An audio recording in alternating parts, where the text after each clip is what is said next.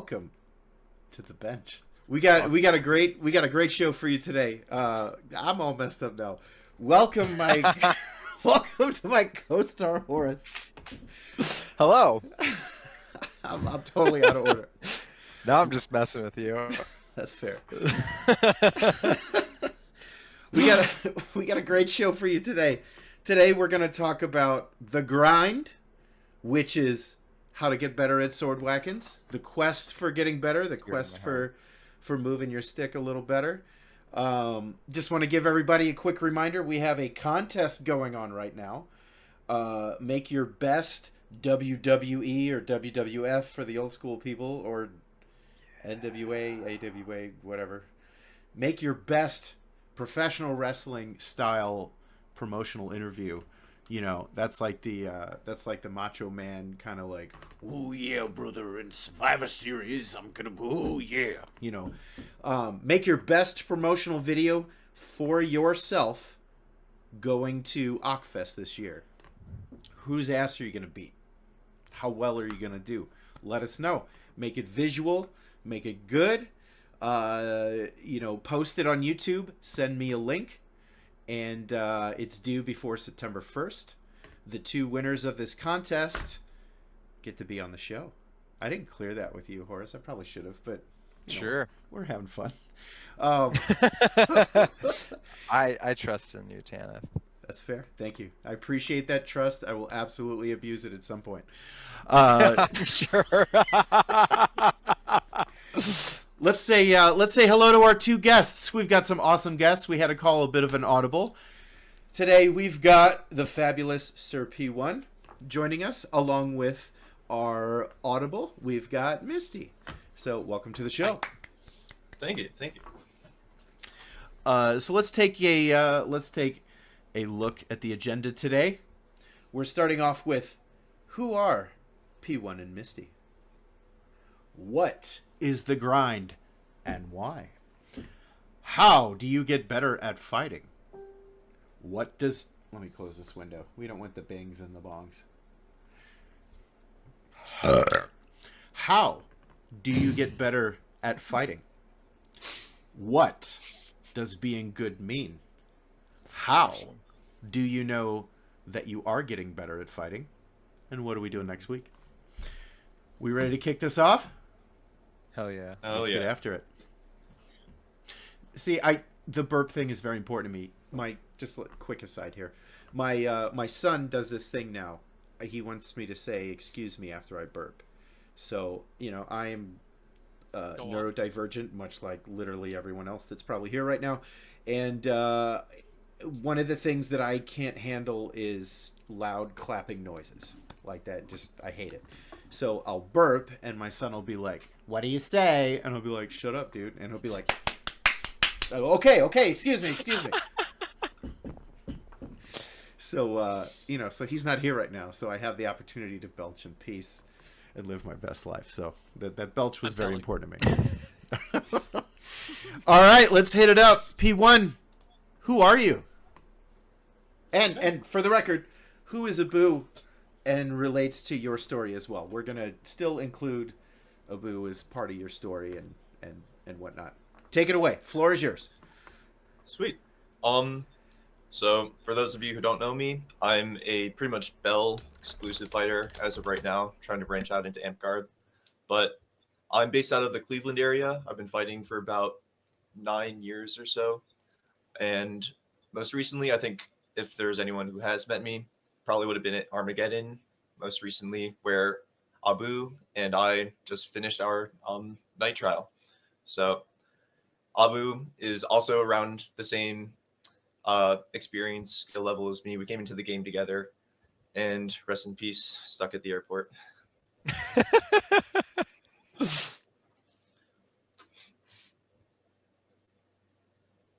don't know if you want me to go into any more detail than that. Let's hear some details. So how were you first introduced to Belgarth? Like, what was your introduction there? So Abu and I came into the game together back in 2012 as middle schoolers, 7th or 8th grade. We're just wandering around like a local park after school, and we saw some guys. This was back in the day when you still had like those big like paddle swords. Everything was like recurved backwards, like classic dagger here actually. Yeah. And we were just like, this looks so fun, and we just hopped in and just started playing around. This was at Pent Wyvern practice, I believe. So, not so active around here anymore. But for about a year or so, we had like a kids practice going. So it kind of blew up with a bunch of guys from our school, like about our age or so. And then after that, we got in a bit of trouble because none of us could sign waivers, and it kind of kind of died down for a little bit. But we rediscovered it in our senior year of high school at a North Star Vanguard practice in the same city, Lakewood, Ohio. And that's when we kind of started fighting a little bit more regularly, making it out to events. And through that, fought through college.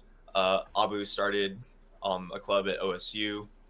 And then once we graduated, that's kind of when things really kicked up because we had a car, money, stuff like that.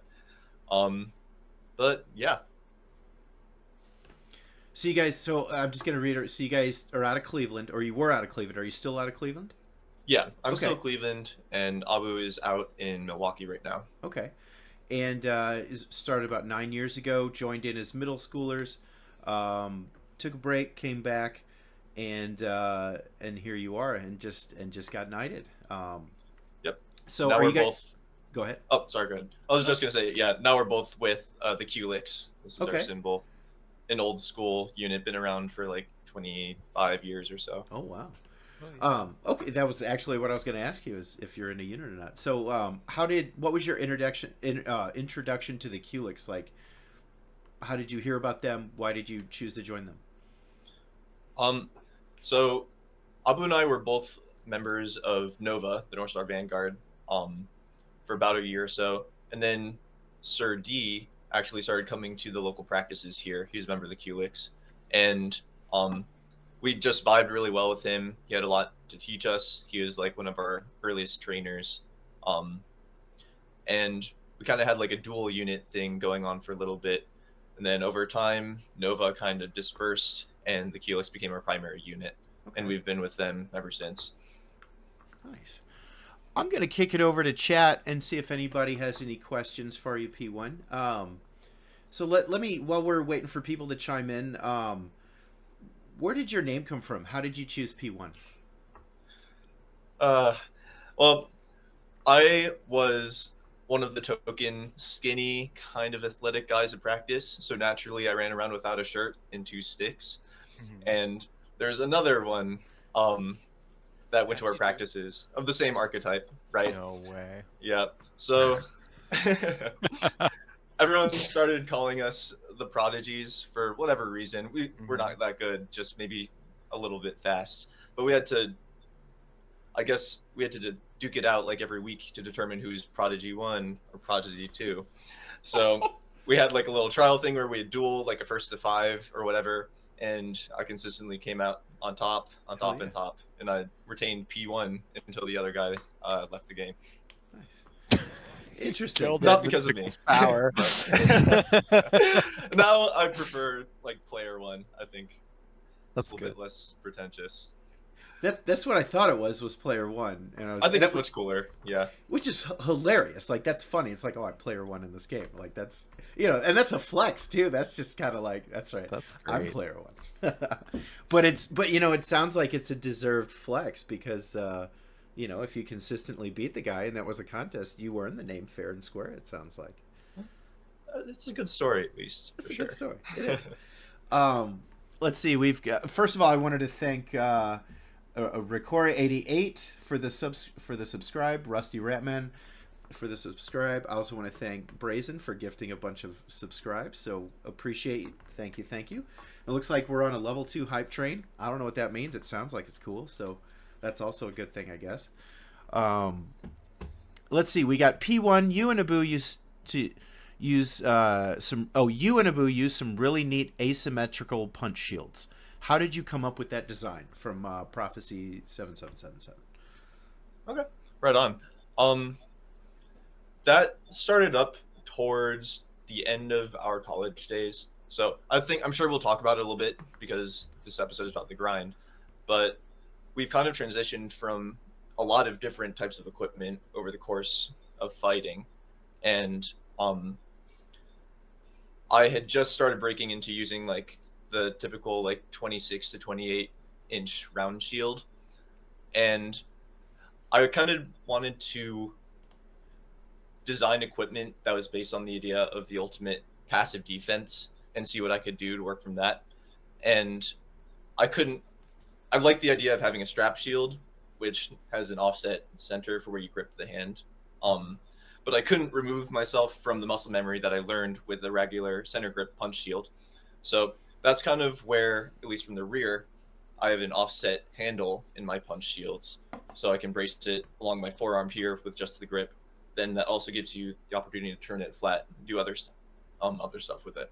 I love that. The rest of the asymmetry kind of just came from the idea of what quadrants do you not need to swing through, and if you can put foam there, why not? And as long as it isn't affecting your offense unduly, then just leave it there. So my asymmetrical tower shield that you might be referring to was originally the max blue or max shield size, like 3 feet wide, like 48 inches deep, and I just sliced off sections over the course of about a year and a half or so until it got to a point where I felt like I could win with it. I love that. That's super creative. Like that's Yeah. you know, and I think that that's a great like, that's a great mentality to have as you're grinding up. Is like, okay, this has all been done before in some way. What's something that hasn't been done? What's a new way that I can approach this? And it sounds like it really worked for you. Yeah, absolutely. From Kid Prime, what was your favorite moment from a trial or task during your peerage so far?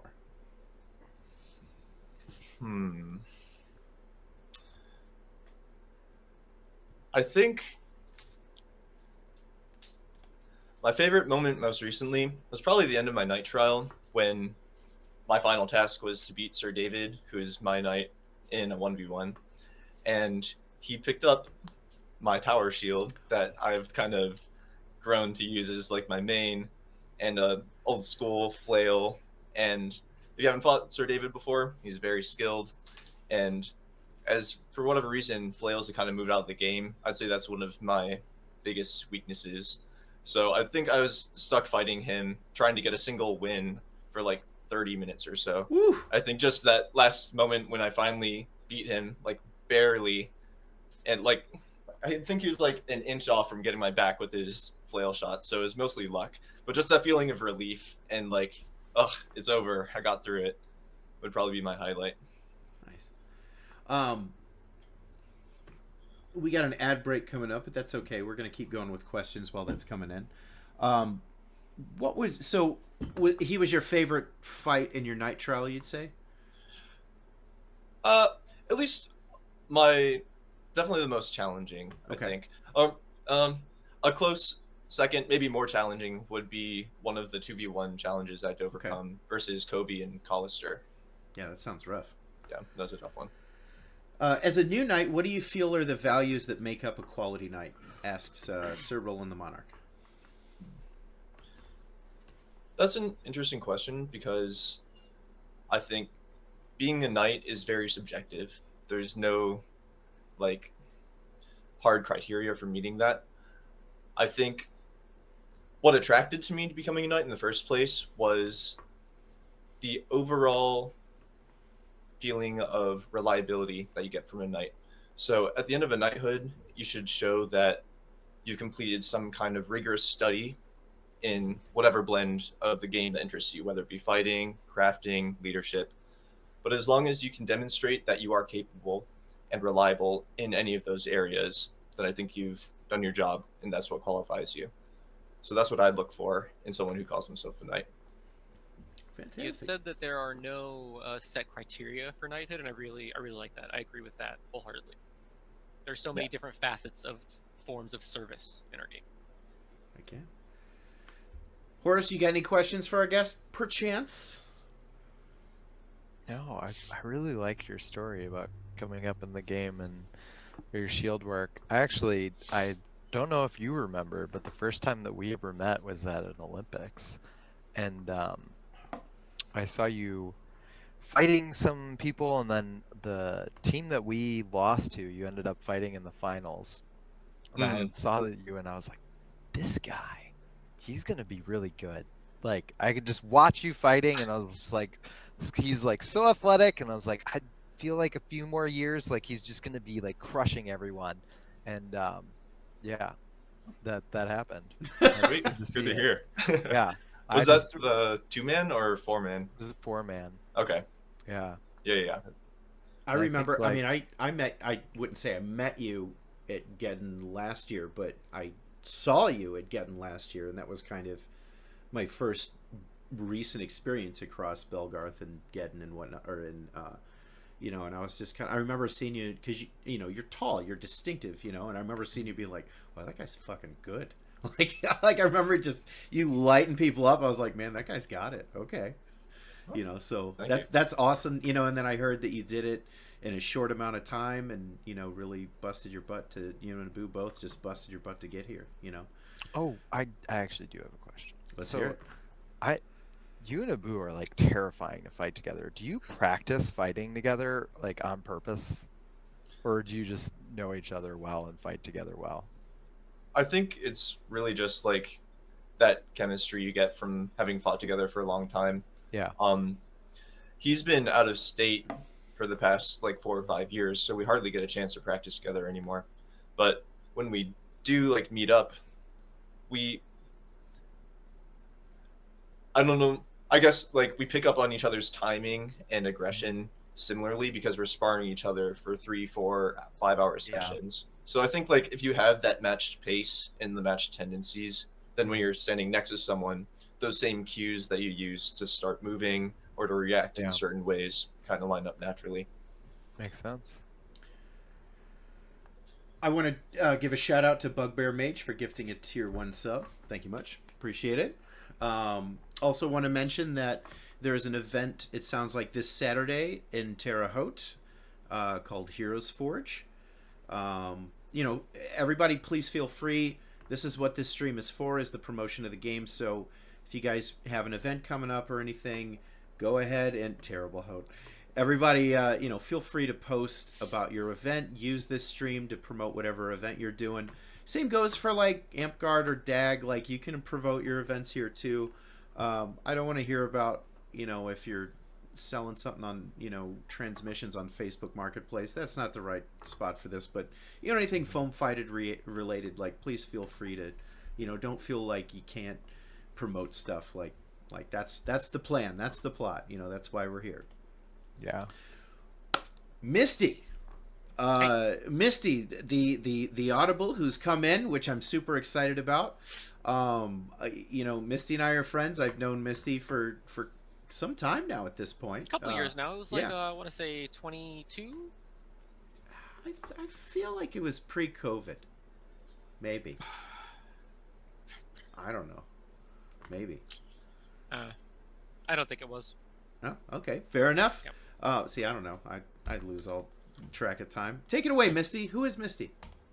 Hi. I'm Misty. I'm in the Cat Pack of Wolf Marrow, a unit out of Ohio. I am of Albion, Dagger here in South Carolina. I am of the Ashlands Belagarth in Middle Tennessee.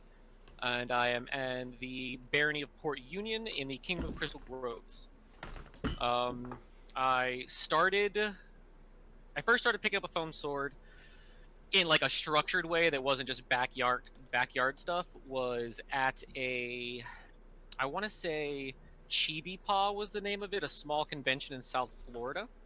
There was a booth for Satsubatsu Gumi, which was the local park. They were a Way of the Samurai. That was the game that they played.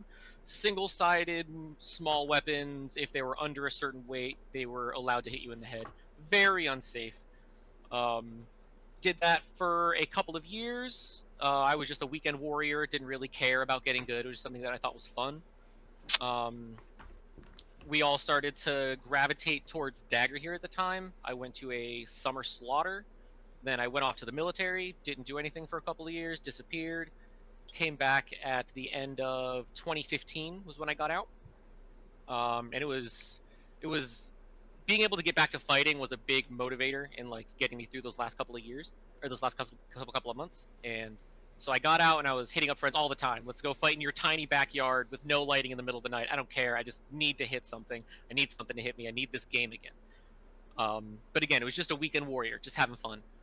I was there until January 2nd. The first Saturday of every month, they did a day battle in Florida because Florida's big. We don't travel outside a lot, except for big events. More recently, a lot of Ebb and Light travels so much. Ugh, sorry, camera nerves. You're doing great, doing fantastic. Belts. Yeah. There was we were doing Kill Your Killer. I was sword and board and I was legged. I was fighting against someone who was fighting with a red sword and they were armed. And I was just like in the zone, just fighting. And the only thing I hear from the crowd, they might not even have been talking about me. I don't remember. But I heard, it's the telltale sign of a shitty sword and boarder. And I was like, normally I wouldn't give a shit because I don't care about things. But I like this. And I don't want people to say that about me anymore. So I was like, I'm going to start trying. I'm going to actually ask questions. I'm going to try to learn. I'm going to get better. And that's like my origin story, as I put it.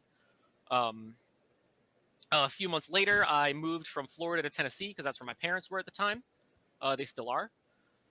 I stopped on the way up to a Ides of March, my first event back out. Had a great time. Met a lot of great people. Sporky, one of my best friends, I met there.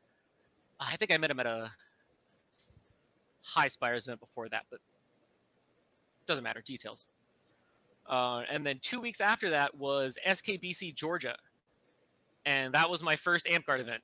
And everyone was telling me to go to that because I wanted to get better.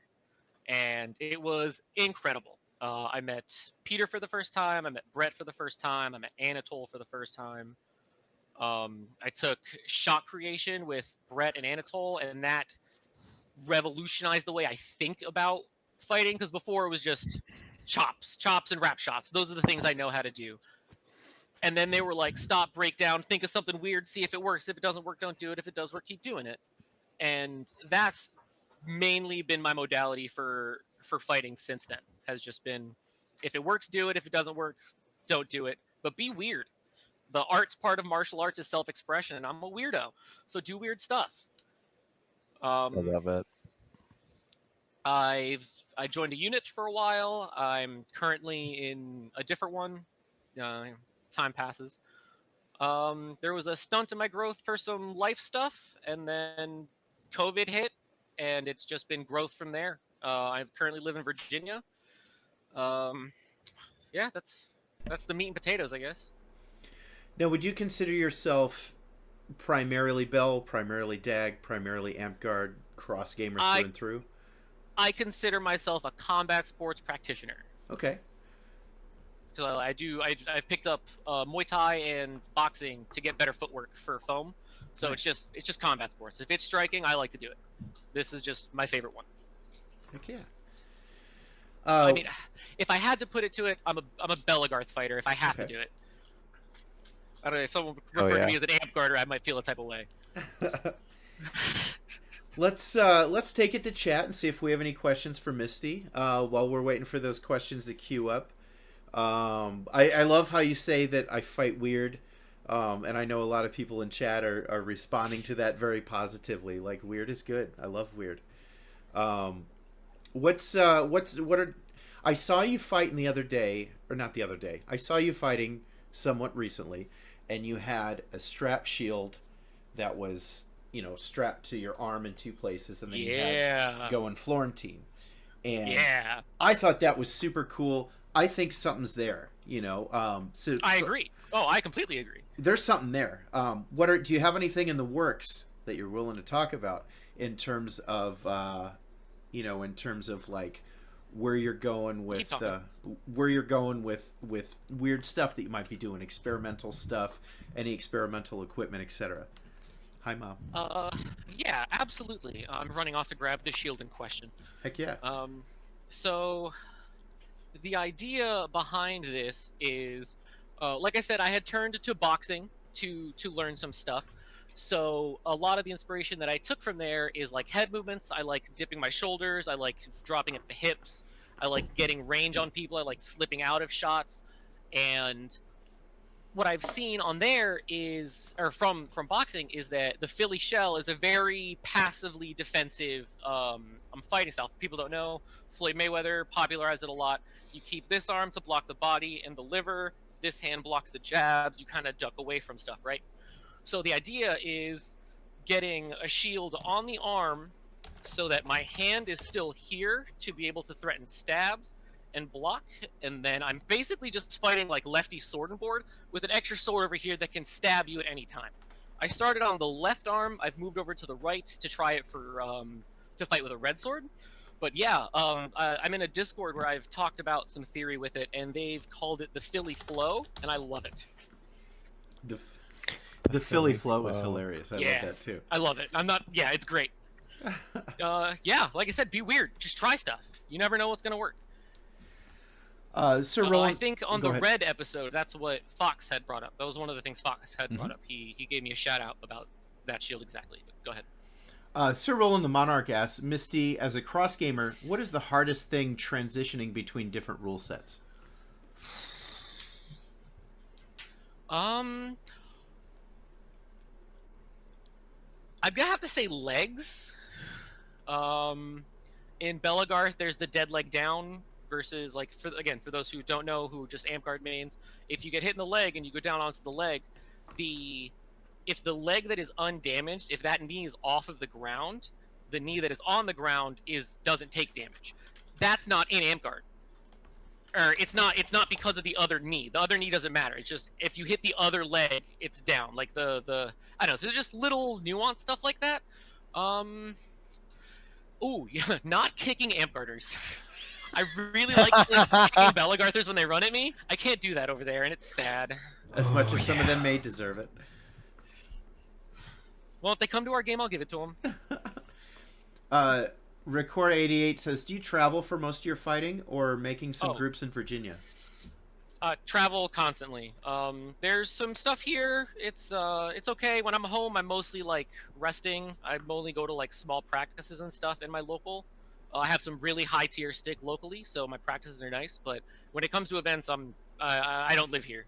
I'm a southeast Belagarther when it comes to events. Like I'll go to Florida, Tennessee, South Carolina. I've been going to Indiana and Ohio a lot recently. I'll go anywhere that SKBC is. Washington State, Nevada. I was pushing to get SKVC at Numenor this year. We'll see if that, I don't know. I mean, I have no pull or say or anything, but I mean, really, it's up to Numenor to like put forward a bid and all that. So we'll see. I don't think anybody's gonna do that. Probably not. As cool as it would be. Misty, what events are you planning on going to this year? Asks Reaver. To the end of the year, it's DragonCon, Eclipse, Equinox, Oktoberfest, War, and Winter War. Okay. Quick shout So out my for first War. I've heard good things. I've never been. War is the best day event there is. I'm going to War. I'm going to. I mean, I'll War. be at Okfest be at Okfest Saturday only, unfortunately, but I'm going to Yeah. War. I'll be at Okfest, I think the whole time. Hell yeah. Yeah. I'll sing the praises of War all day. War's It good. is- War's a It good is event. so good. Haven't made it out yet. Totally It's worth. totally worth it. Yeah. Fancy Pudding wants to know: are any of us creatures or races? We'll start with Misty. Are you a human? Are you a creature? What are you? I don't do any of the like outfitting or anything like that. But for lore purposes, I am half cat person and half really high elf. That Hell caught yeah. me. That caught me by surprise. There's a piece of art somewhere where it's just like elf, high elf, and then like a dude in like a 420 hat and glasses, really high elf. Yeah, I Yeah. love that one. P1 or P1? Are you something other than human? I don't really engage in like the roleplay aspect too much, but I like to consider P1 an android from the future that uses AI to Hell yeah. Yeah. Trek Love it. that Ren Fair, I love it. Hell yeah. I am a hat troll. Brazen recruited me to be a hat troll, so I Oh, am so you a put on a troll. hat in the vicinity of a troll? It was so basically, you know, I No offense my to trolls. my love for roleplay died a long time ago because of years of just bad Amtgard roleplay, and I met Brazen, and Brazen was like, "We should be a troll," and I was like, "No," and she was like, "Well, you can wear a hat and be a hat troll. You're always wearing hats," and I was like, "Well, I am always wearing hats," and like I love Brazen. Brazen is like a number one homie. So I'm like, I'll if you want me to be a troll, I'll be a troll. Like that, I will do that for you. And then she bought me a hat that said troll on it, and the rest was history. Like that's I'm a hat troll. The hat is unfortunately either downstairs or covered in my sweat and probably stinky right now. So I unfortunately don't have it on hand to show. But it's a great. I don't hate you, Jesus. It's a great hat. And Horace, you're a human, right? I used to be an orc. Used No, to I'm be an human. orc. Tell us It the got story. better. God, Oh, I just was in the Uruk-hai. You're an orc in the Uruk-hai. But no, I love Belgarth roleplay. I like being a human. Tend to hunt monsters if anything, because then you get to hang out with them more. Love that. All right, I think that's all for questions. So let's talk about our topic. We're going to head back to the agenda. What is the grind and why? Somebody want to go first? you take it. You want me to take it first? I'll take it Well, first. yeah, UP1 Horace, not me. Okay, I can go if you want me to. go. Let's hear it. Yeah. Sure. Floor's yours. What is the grind? So, I think the most obvious answer is a lot of practice, right? But if you want this to be like a concept that's attainable and approachable for most fighters, and the sport is entirely amateur fighters, no one's making money from it, then the grind is, I think, a system of practice that is sustainable and can be done with regularity. So it's really whatever level of discipline and sacrifice you can make towards the game. And for me, that has to be a smart approach to getting better. So rather than just trying to bust through every wall, every problem that you can find, it's a very introspective process where you're constantly analyzing what are my limited factors to why I can't be better, and what areas of improvement do I need to focus on to get better the fastest and to the highest ceiling. So I think the grind is a cycle of self-analysis, training, and pretty rigorous study of fundamental techniques that can be applied in a very broad way. Okay. Horace, what do you think? I think it's pretty good. Pretty I good. don't know if you. I think that if you're doing the grind right, it's an introspective process. But I think that there's plenty of people. You can be on the grind just by living and breathing fighting. Like the grind is not just showing up to practice. It's when you're going home and you're thinking about how you can fight better. You're paddling to fight better. You're finding people to spar and fighting extra on the side. Like you're always pushing it. It's not always sustainable. I've definitely like flamed out so many times going way too hard. But that like what P1 describes I think is such a good ideal. Like that's really what you should be doing. And so the grind to me is just when you're living it, like either as your like extreme hobby that you're constantly doing, or you're just like you're really putting effort into it, you're really trying, you're really spending a lot of time doing it more than just going to practice once a week or twice a week. Like you're getting out there and you're trying to improve, you're watching video, you're doing whatever. There's so many different ways to do it, but when somebody's doing it, you know that they're doing the grind. Like you can feel it. I think my answer, I'm going to go real simple. And this might be helpful for some of the folks. There's a few folks on here who aren't fighters at all, and some folks that are relatively new to Belgarth. And I think my history might be a great illustration for what the grind is, because for a good chunk of my fighting history, I'd say most of it, I wasn't on the grind. I didn't think that I had a chance to be any good.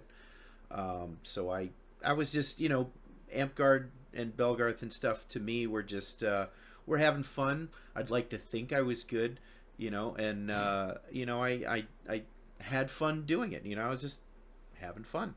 And then I fought because I wanted to, and I fought a lot. I ditched all the time. I was definitely a stick jock, but I was not on the grind, And I think the difference is when I chose to be on the grind. When someone is on the grind, that means they are actively making the choice to become better at fighting in a way that prioritizes that journey.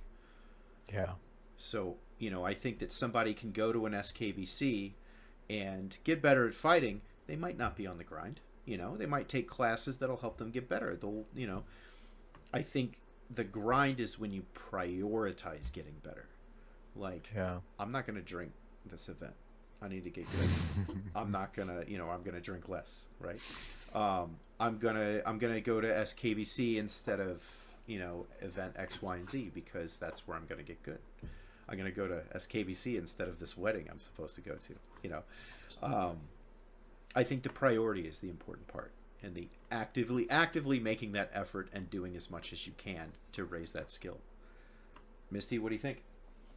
If you take Tanith's and Horus's views and you fusion ha them, that's where I'm at. I fought because I loved it.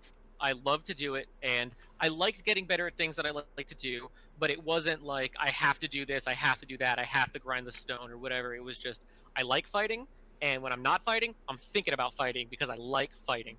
So for me, the grind is just experiencing, like you're saying, living it.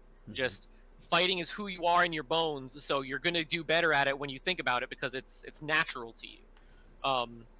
I think that a big part of the grind is the physical aspect, trying to keep your body at least tuned enough to be able to perform the things you're trying to do. We don't want to be living in a way we're performing actions that are hurting ourselves or being like taking away from your ability to train.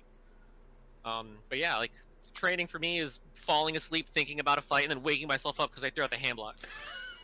That's the grind right there. So funny story about that. My beautiful girlfriend, who's in the chat right now, known as Gat in Belgarth, her first experience with any kind of foam fighting whatsoever was Armageddon.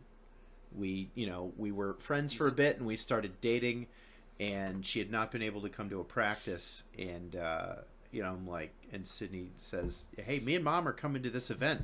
We're gonna drive and stay in your hotel room." I'm like, okay. So she shows up. Now, I neglected to tell her about fighting in your sleep when you're in an event. I neglected to tell her about that.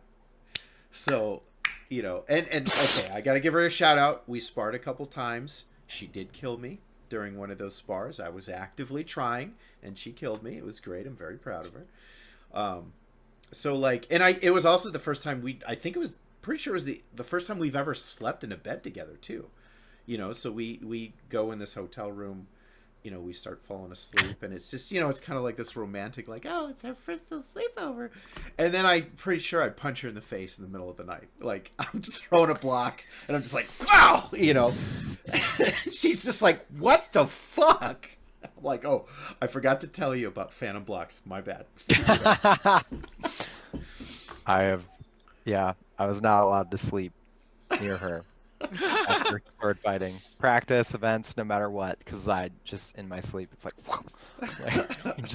you swing, you block, whatever. So we talked about what the grind is.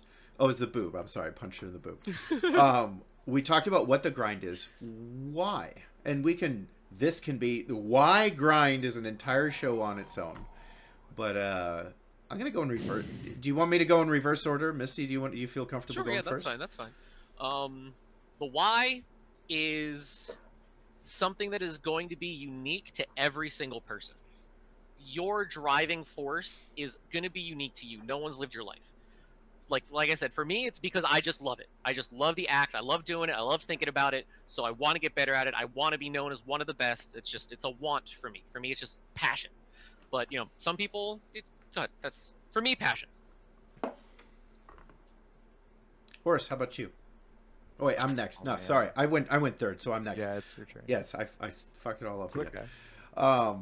So I grind, and I still grind to this day. I do it for two reasons. One of the first reasons that I went hard on the grind was I wanted Warlord. I wanted it. I wanted to be one. Solve told me that I could be one, and I listened. So I grinded for it, and and then I got it. So, but I'm still grinding to this day. And part of it is like, well, I'm a fucking warlord now, so I gotta keep my skill up. So I'm continuing to grind. But also, same reason, I love fighting. I go to bed thinking about fighting. I wake up thinking about fighting. When an event is right around the corner, it's all I can think about. Being in a, be. Thanks, Reaver. Completely annihilated my train of thought. The autistic hyperfixation is the driving force for a lot of us. Accurate. Accurate. It's when you love something and you've loved it for as long as some of us have. Like, of course we want to be better at it.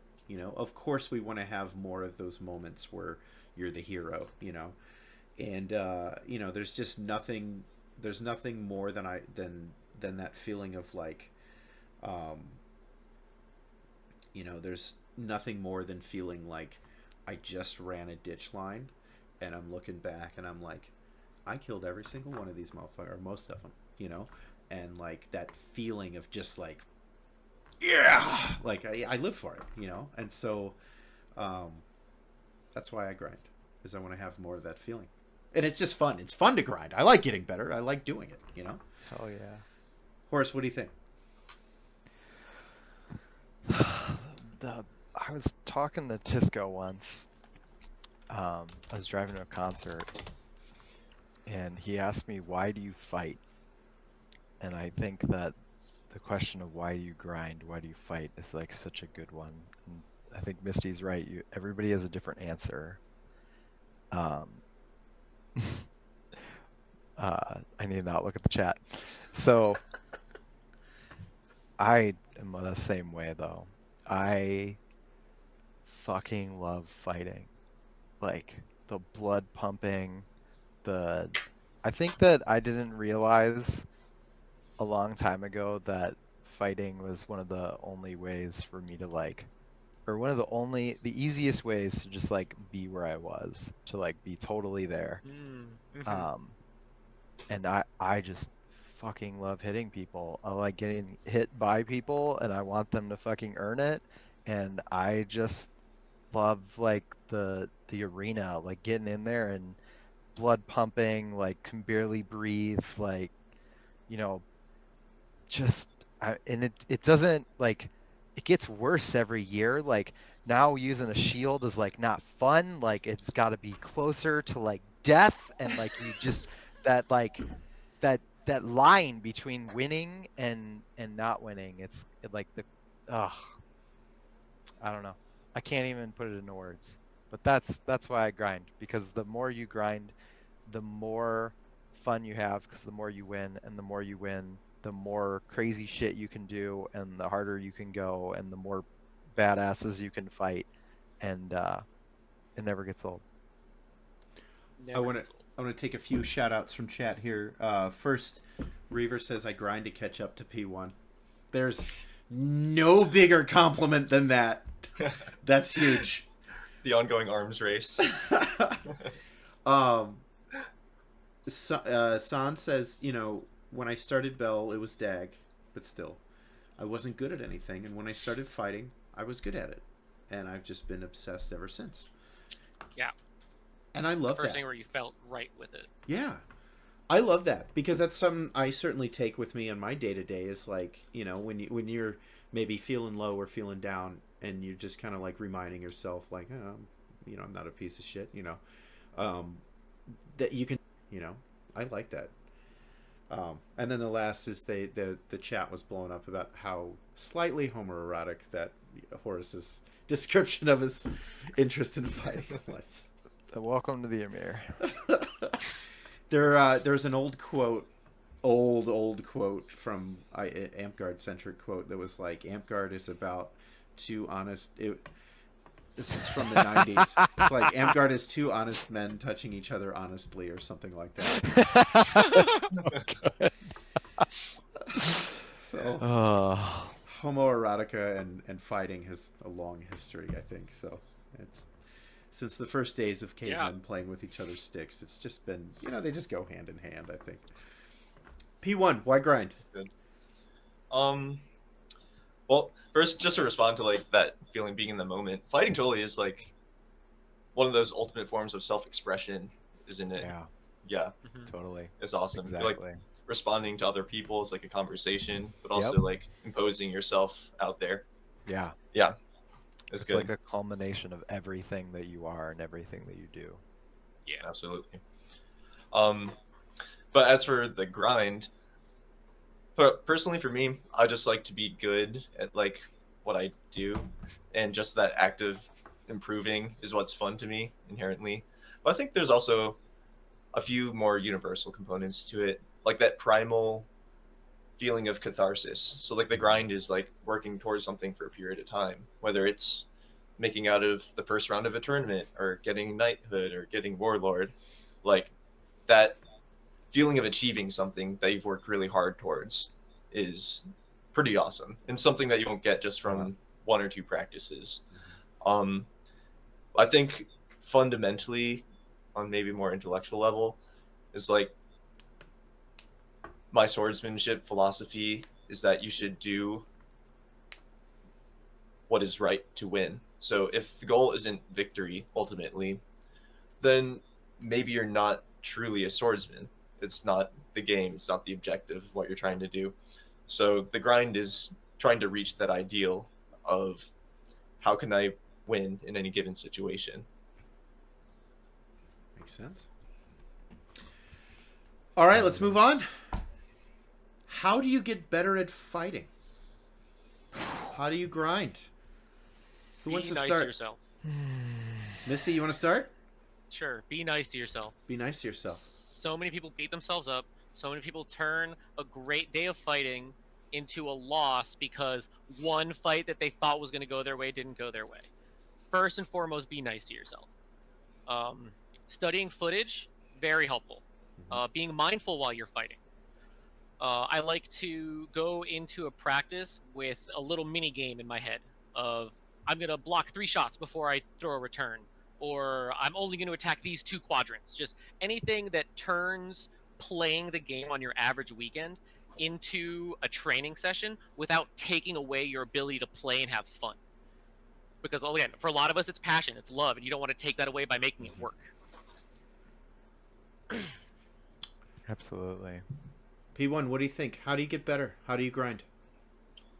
I think there's a lot of answers to that can go in many directions. It can. But I'll respond to what Myst D said earlier about fighting being a very physical thing. I think there's different stages to what you should do to get better fastest, like with what I was saying about going towards areas where you have the most improvement. For new fighters, a lot of it will just be practicing a lot, getting out there and actually sparring, getting some mechanics down. But I think something that's kind of unique to this game is that the physical thresholds required to be successful are fairly attainable and low. So getting better at fighting is not just going to be lifting more or being faster or having more endurance. Being strong is great, and being flexible and having balance is great, but what will really make you get better is having an intellectual approach to it and trying to learn fundamental concepts that you can apply more widely. I think for beginners, starting with like distance management, learning about timing and how long one action takes and how to play around with single actions or working ahead or before or during opponents' actions, as well as I think the the mind game, I think, as well, which we can talk about more because I've already kind of blathered on in this section. No, But you're doing great. You're doing fantastic. yeah, That's good. Horace. I think you touch on a few things that are really important in getting better. One, there's so many ways to get better. There's so many facets of fighting. So to get better, you need to improve at any of them. And so getting better isn't always just one thing, or learning to throw a shot better than someone else, or learning to do one little concept. It's constantly learning all of these things over time and expanding all of your knowledge and who you are, because you can use all of that to fight. And I think that if you want to get better and you're not in peak physical shape, you can still do that. But if you're not working out your body, then you're leaving easy gains on the table. You should be doing that. You don't need to be an Olympic athlete. The bar is very low. There are people who are not super in shape that will absolutely kick your ass at fighting, because fighting isn't just that, but you should do that. That's a great one. The mind game is huge. Part of the mind game is knowing what other people do and knowing then how to play with that. And so to do that, you first need to learn what are the things that you can do. If you can't throw all the shots, it's going to be pretty hard to mind game people that can just throw stuff that you don't even know that they can do. So learning all of the things that you can do, learning how to hold your sword, learning how to stand, learning how to keep the space, all of these things are good. You can concentrate on the stuff that you're good at, but you should also learn the stuff that you're bad at, because how you beat each person is going to differ based on their strengths and weaknesses. There's some people that I'm stronger than, I can just crush. That's what I'm going to do versus them. And if I am just going to fight that person, then all I need to do is lift weights all the time. But there's some people that just like push me into the dirt, and if I run into them, I bounce off. I'm never going to beat that person by trying to just out physical them. So I have to outsmart them. And hopefully I can. Because some people are just going to be bigger than you. There's always going to be somebody bigger than you, unless you're like 7 foot something and like gigantic, Arnold Unless you're Mongo. Schwarzenegger doing steroids or something. Like that guy's the biggest guy, I guess. But yeah. So there's so many things you can do to get better, and you should do all of them. But my best advice for doing it is do one thing at a time. Just pick a thing. Go to practice, do the thing, have a good time.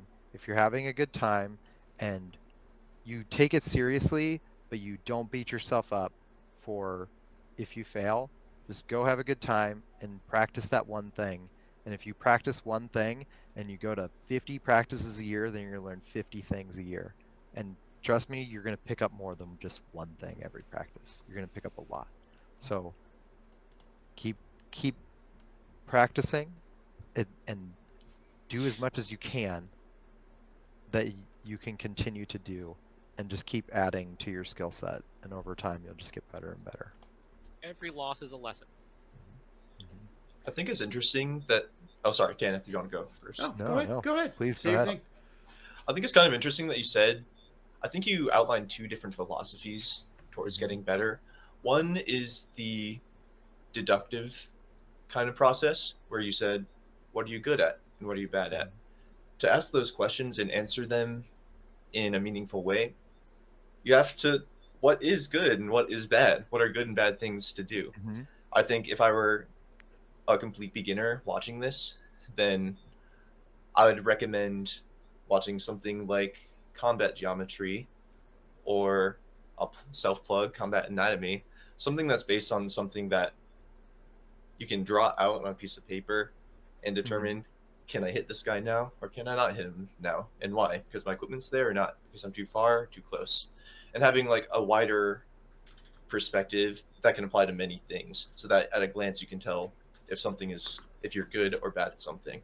But then you also touched on the more like inductive approach, where it's more experience based. The more fights you get into, you'll pick up little tidbits or tricks or moves that all kind of amalgamate into a general, more instinctive understanding of fighting. I think Yeah. it's good to approach it from both directions.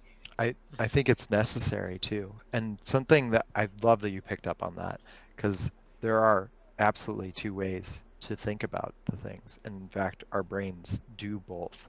And it is important. And one thing that also I didn't say, but I want to say too, is when you do learn things, teach, because you cannot inductively teach someone something.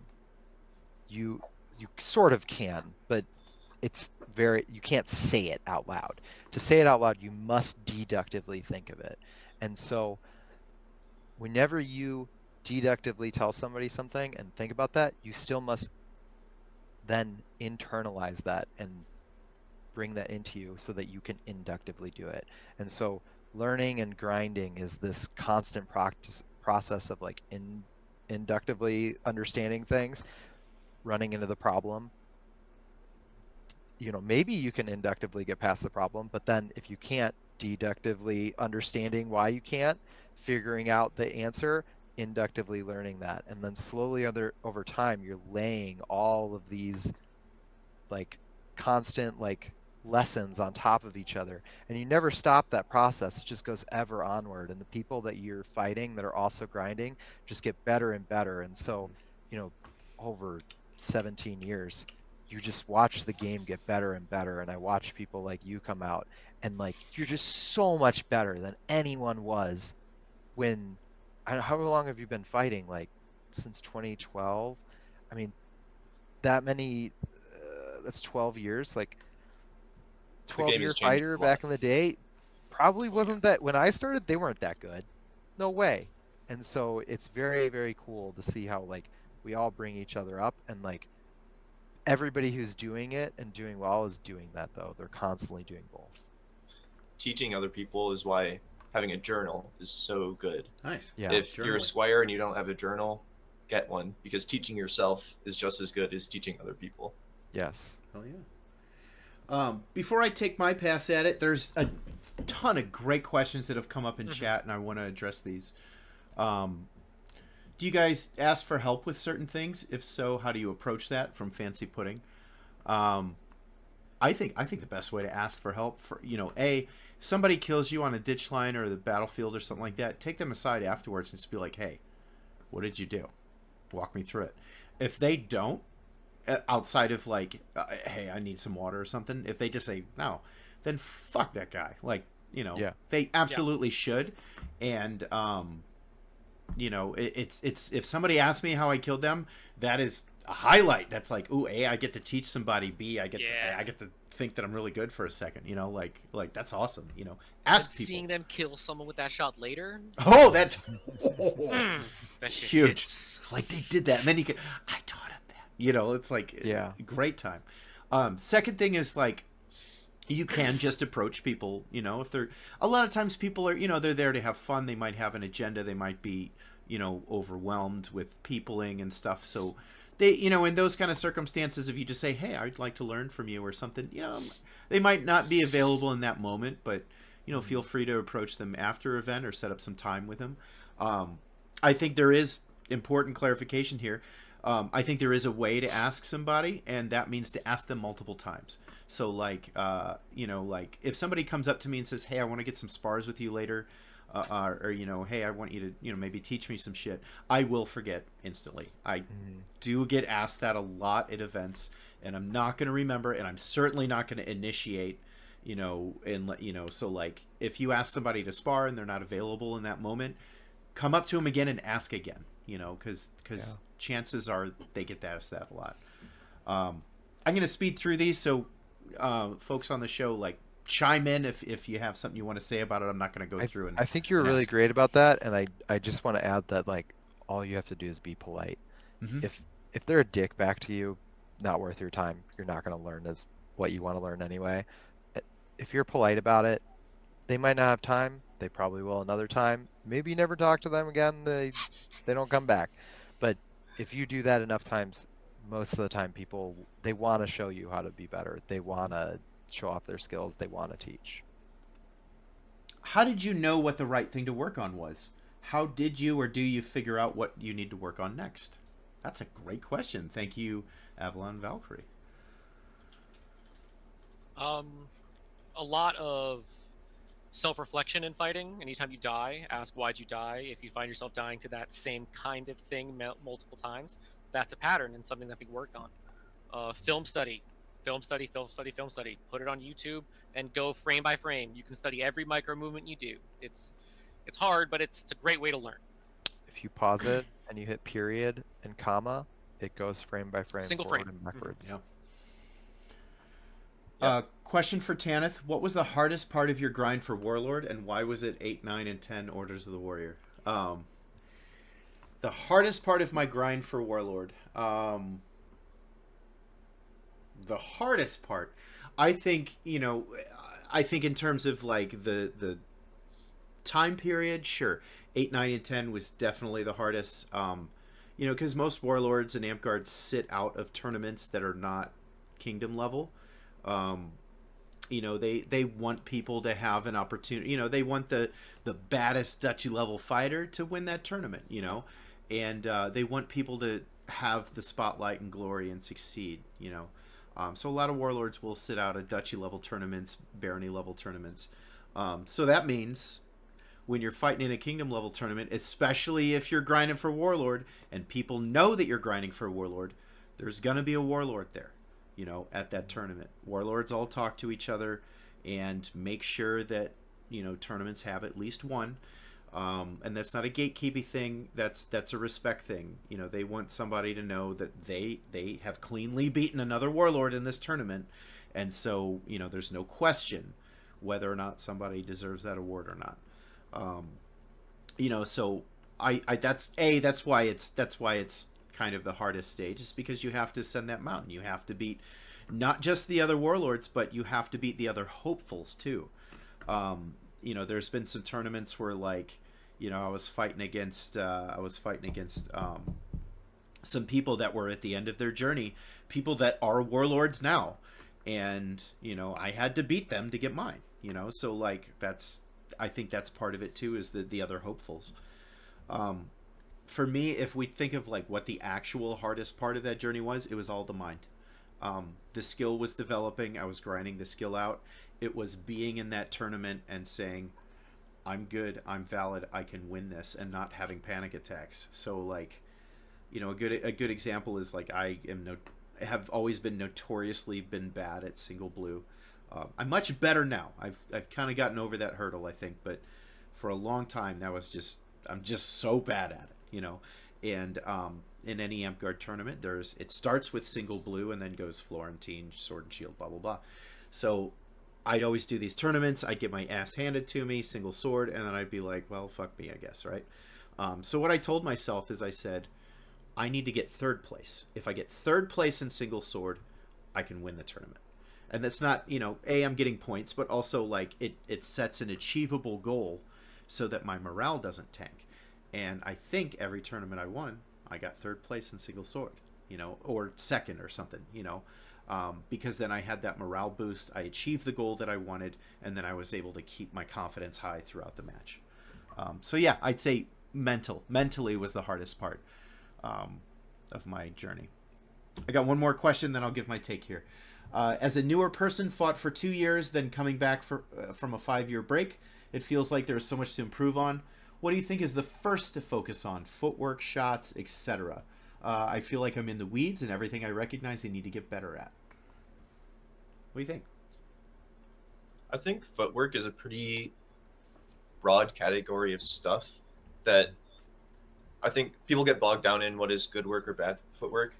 Footwork is done for a reason, and I think you can simplify it into a couple things. Broadly, footwork gets you closer and further away from someone. That might be the simplest thing.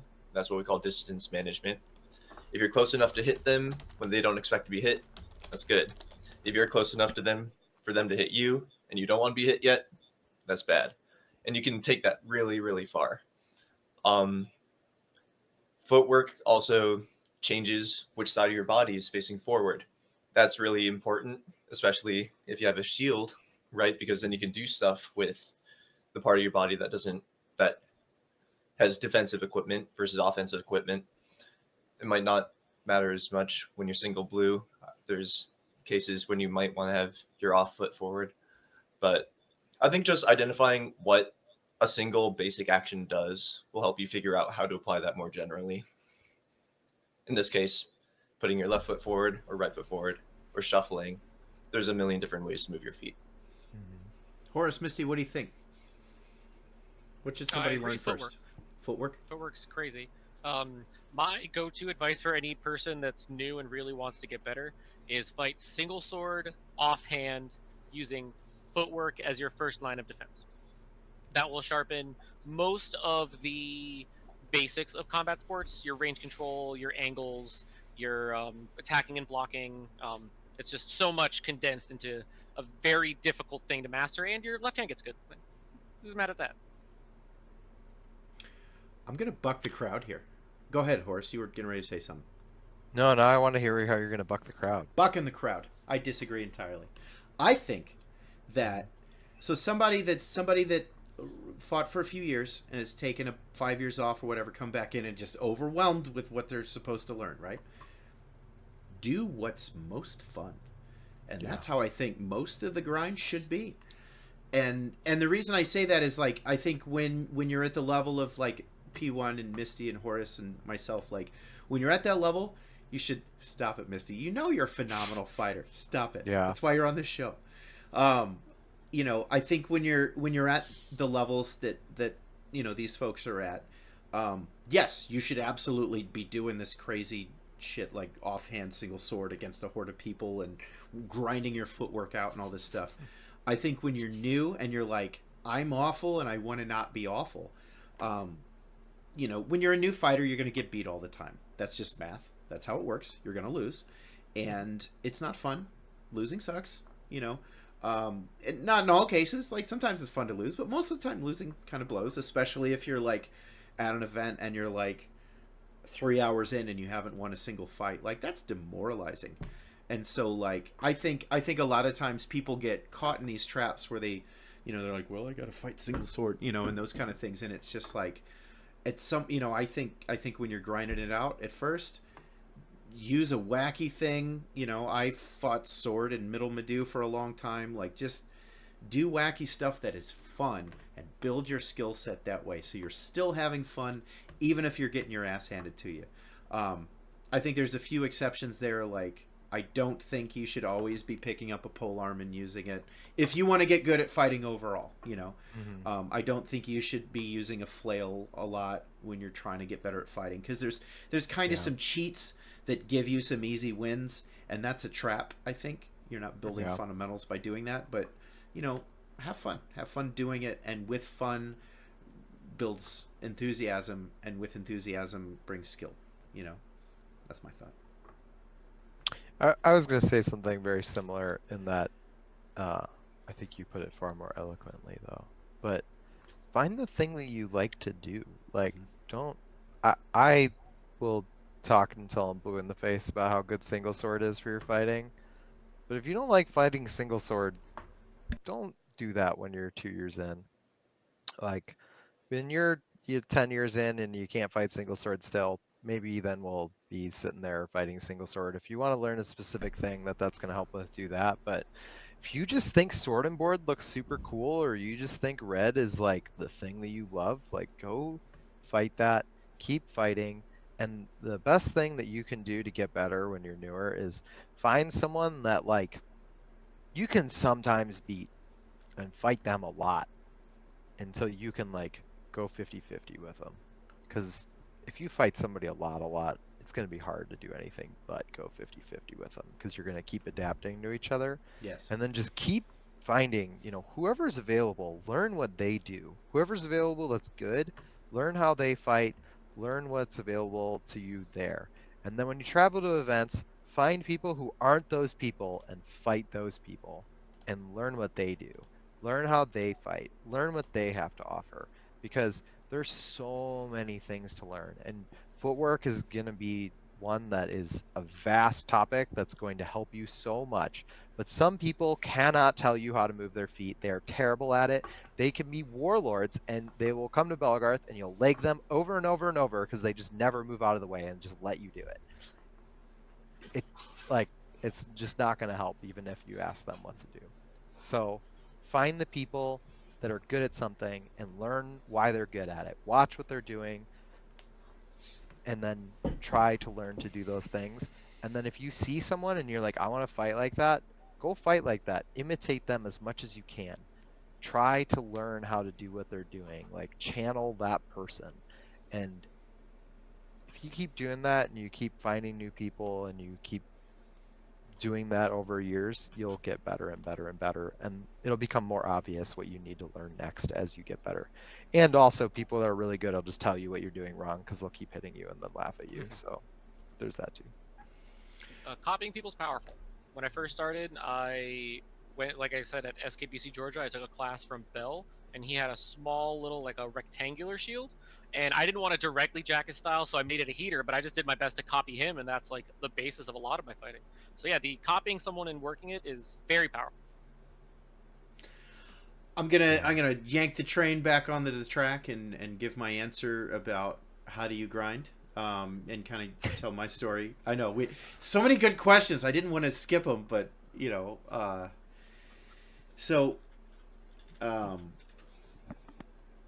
I think, and there's some. I'm going to give some sound bites that you can write down. How do you grind? Here's how you grind. I think, travel, if you can. Specifically SKBC, go to SKBC. Trust me.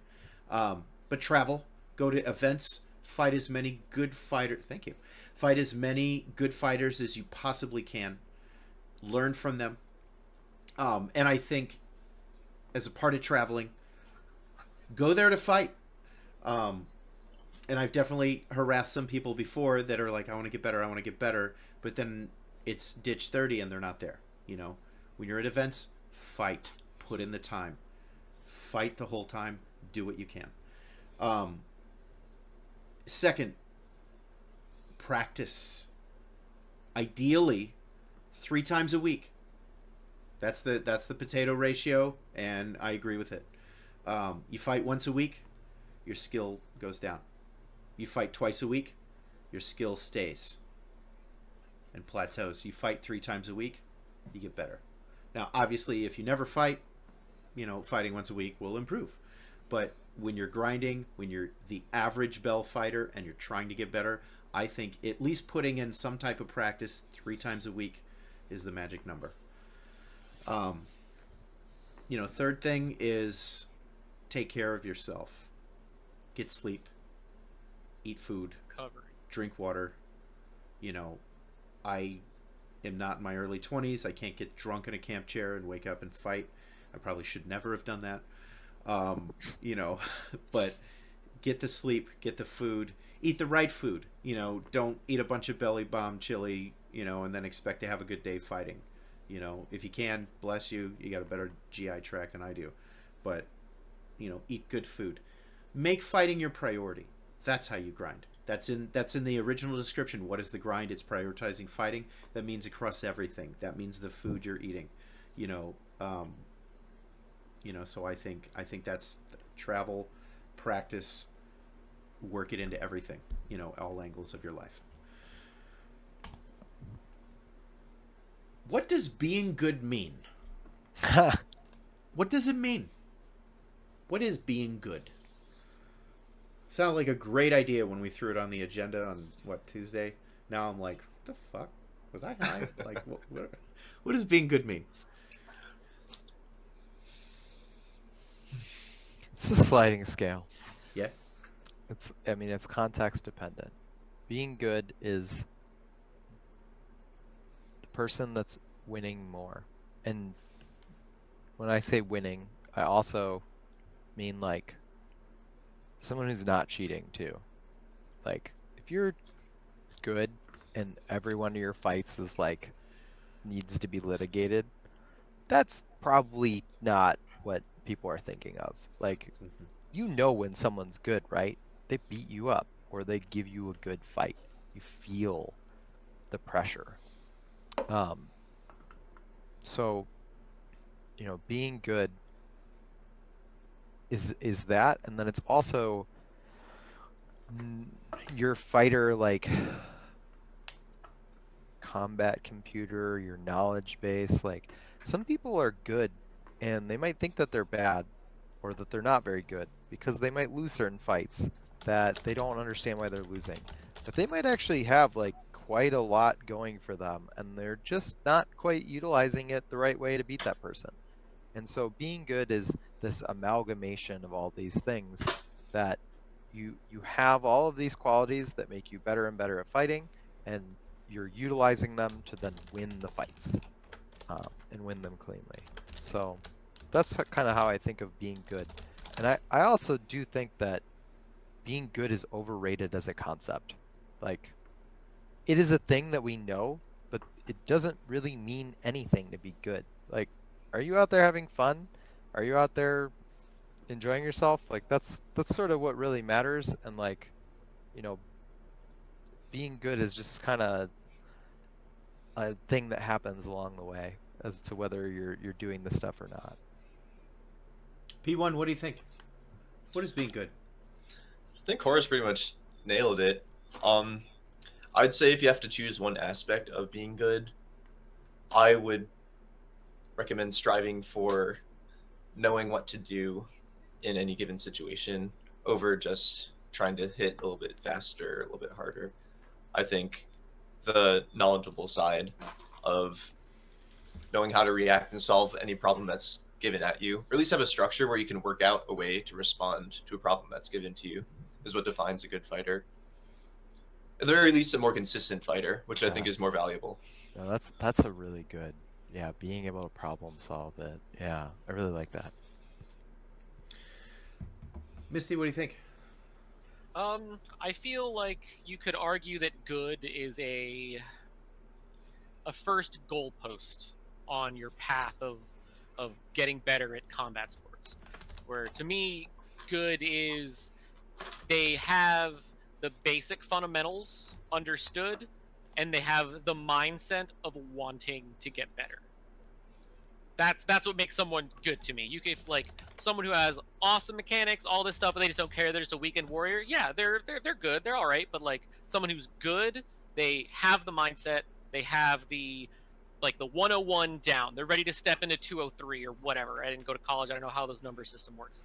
But they're ready to get. They have the mindset to go further into it. I just think I think good is a minimum. Like if I see a random person, like yeah, they're good. Yeah, they're not that good. And not that good isn't like meaning to like talk down upon them. It's just like there are basics that still need to be worked on.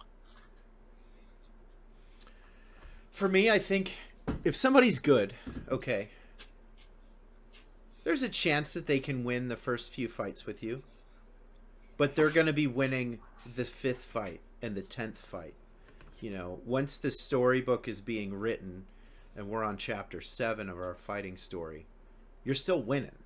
You know, I'm figuring out some shit and trying new stuff and trying to pick you apart, but you're doing the same to me. You understand the theory of the fight. You understand the essence of it. It's not just you're big, strong, fast, got lucky a few times, you know, because, you know, that's definitely something that happens sometimes. Somebody will beat me a few times and I'm like, okay, all right. I'll start thinking of the chart and clicking it back a few notches and, you know, starting to use all my tools to take them apart. And I'm like, I got you now. Good is staying on top of me, you know, and not letting me do that. Good also doesn't just mean winning fights.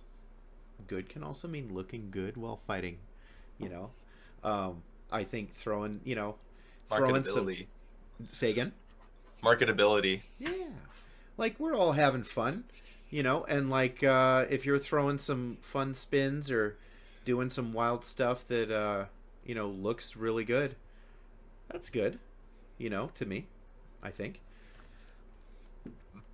I like that you mentioned talking about consecutive fights against the same person. I think a 1st to 10 is pretty indicative of who the better fighter is at that moment. But I think something that lots of people miss the opportunity to do, which is fight the same person for like 5 hours at a time is like an awesome way to make those little minor Mhm. adjustments that ultimately help out in the long run. Because it can take a lot Absolutely. longer to solve problems than you might think. And plus, on top of that, like, you know, people fight similarly. People have similar styles, similar builds, and like you might be able to just put this one person into the ground hard. And anytime, but the thing is anytime you fight somebody that fights just like them, you're putting them in the ground too. You know, you already know how to fight this person. You fought somebody just like them before. Mm-hmm.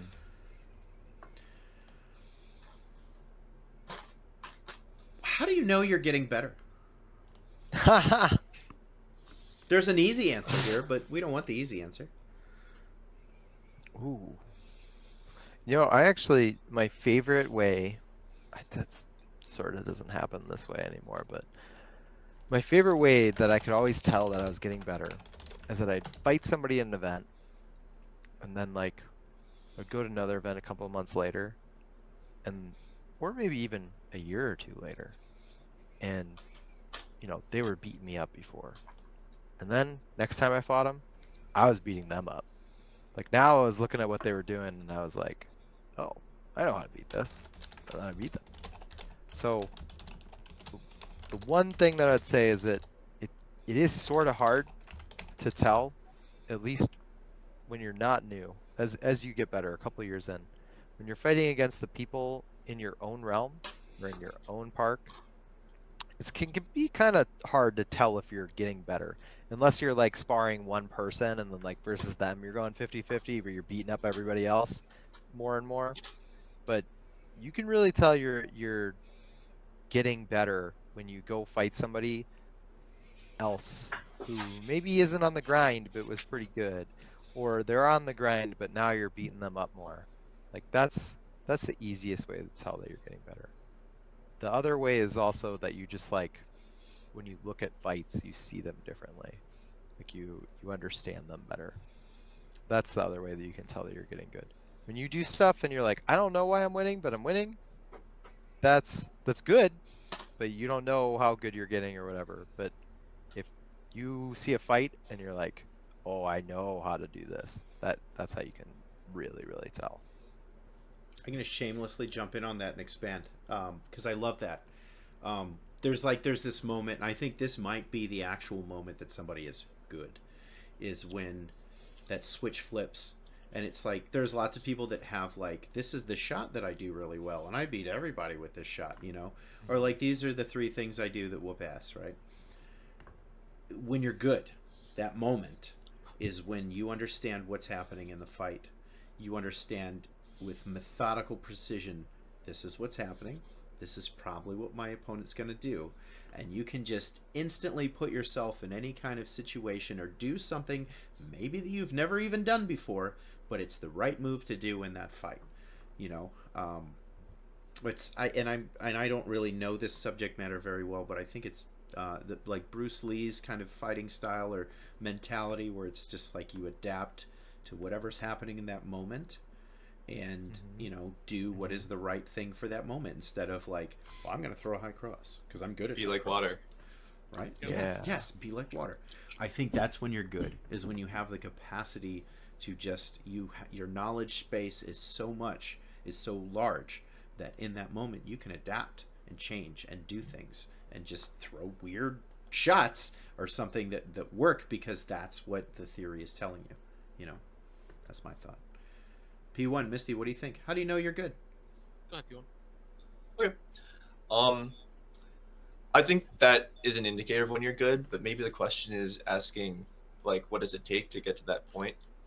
I disagree with judging whether you're good or not based on whether you can win or not. I think there's too many factors at play. Everyone else is getting better too, so you could be improving, but maybe they're just improving a little bit faster than you. That's I think to get to the point of knowing what's going on in a fight is really the details of the fight. So I think it's dependent on how many small items that you've analyzed pretty specifically and have an understanding of whether that's good or bad. For example, and I don't think this is really achievable without copious video review. because you need to see what's going on.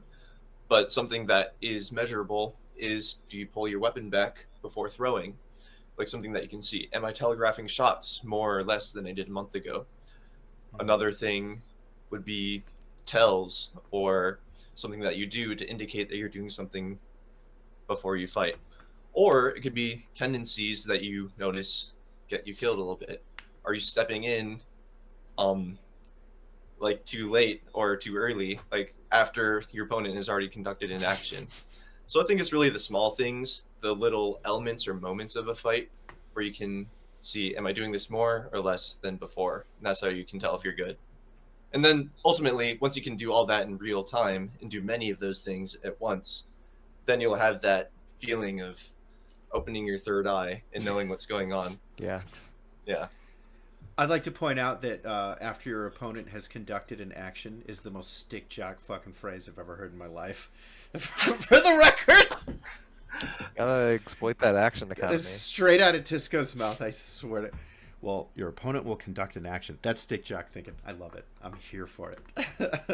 I mean, that's what you got to do. That's the basis of fencing, right? I mean, facts. Absolute facts. Robert Childs is a great resource. Yeah.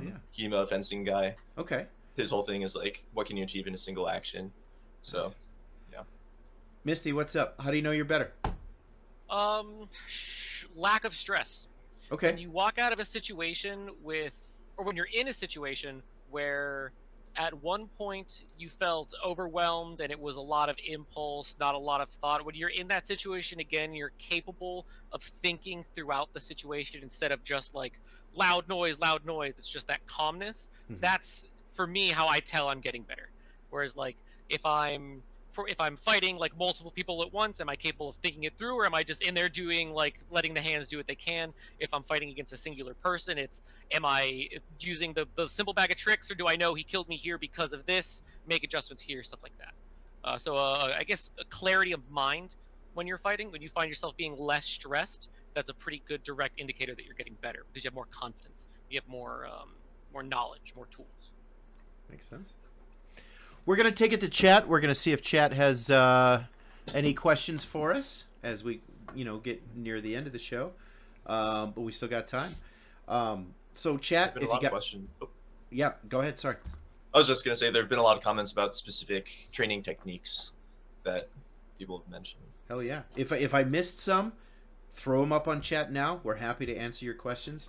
While we're waiting for those questions to come in, I'm going to read something from Nature that I really liked here. Brett read me like a book once during a class when I was sparring him. I was landing nothing on him, and he broke it down that he knew I was a counterfighter, because any time he did something I would raise my sword hand in response, which means I was priming to counter. So he stopped throwing anything, which made me go out of my comfort zone and aggress, and he wrecked me. That's good. I agree. That's good. That's, I talked about this, and I plan on probably doing a whole episode on the chart. I love the chart. There's a chart out there that has different... have any of y'all seen the chart? Which one? The Tisco chart. That does not that's- narrow it down in I know, any I way, did on shape, or purpose. form. I did on purpose. It's like, what was it? Active offense, Yes. passive offense. Yes. I've seen the chart.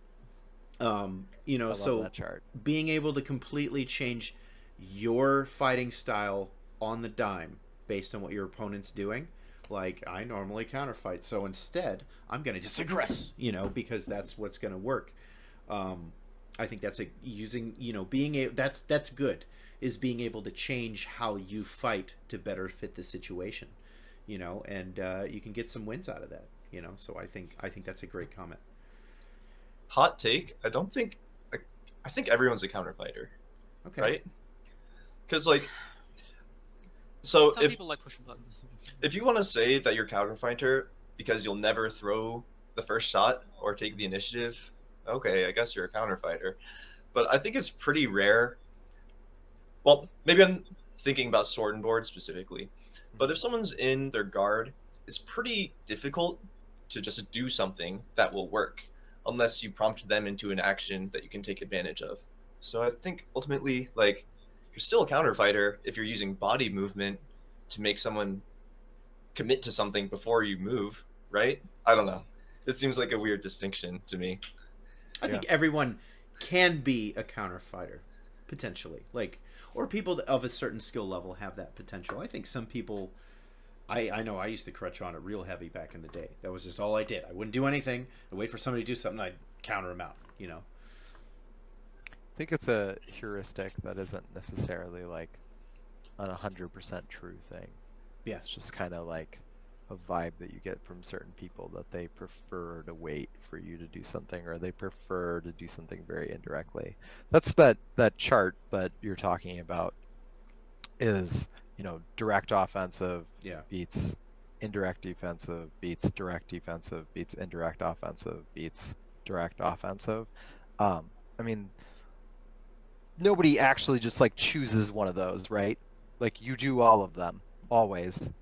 Some people are standing there, sometimes you're just standing there, sometimes you're attacking them, sometimes you're faking and attacking them, sometimes you're like kind of like stepping back and attacking as they attack you. Like everybody does all of those things, but people generally sort of have a preference for like one of those heuristics. And it's useful if it's useful to you to think of fights like that and it helps you break it down, awesome. If not, like it's not always going to be clean. Like really good fighters are going to do every single one of those actions depending on what they need to do to win the fight or what they think is advantageous at that time.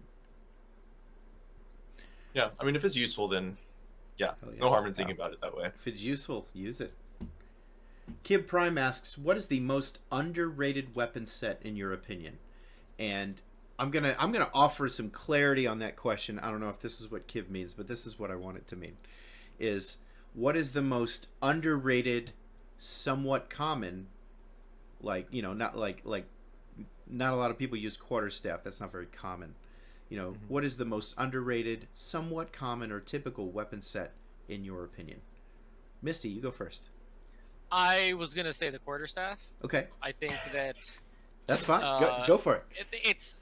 it's an issue of technology. If you fight a quarterstaff, if you fight with a quarterstaff the way you fight with a bow staff, it's really really good. But the way the math works out, that core is gonna break 9 times out of 10. But I think that it can have a lot of room for really really complex fighting, but people see it, they think, oh, it's just the quarterstaff. They do that because they think it's fun, not because there's any like reliability to it. If you go quarterstaff and single blue, I think that's great. You have down spear stabs, you have a punch attack, like a slashing. You can do a lot of stuff. I think that it has a lot of use, but people just don't pay attention to it because haha quarterstaff. Okay. What do you think, P1? What do you think?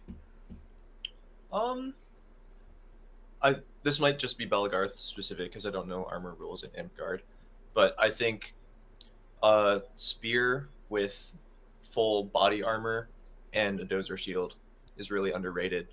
Um, if you can block off a whole half of your body with your half, you become like a pretty indomitable shell. With armor in Belgarth, you can't single blue stab, so that pretty much eliminates like an entire option.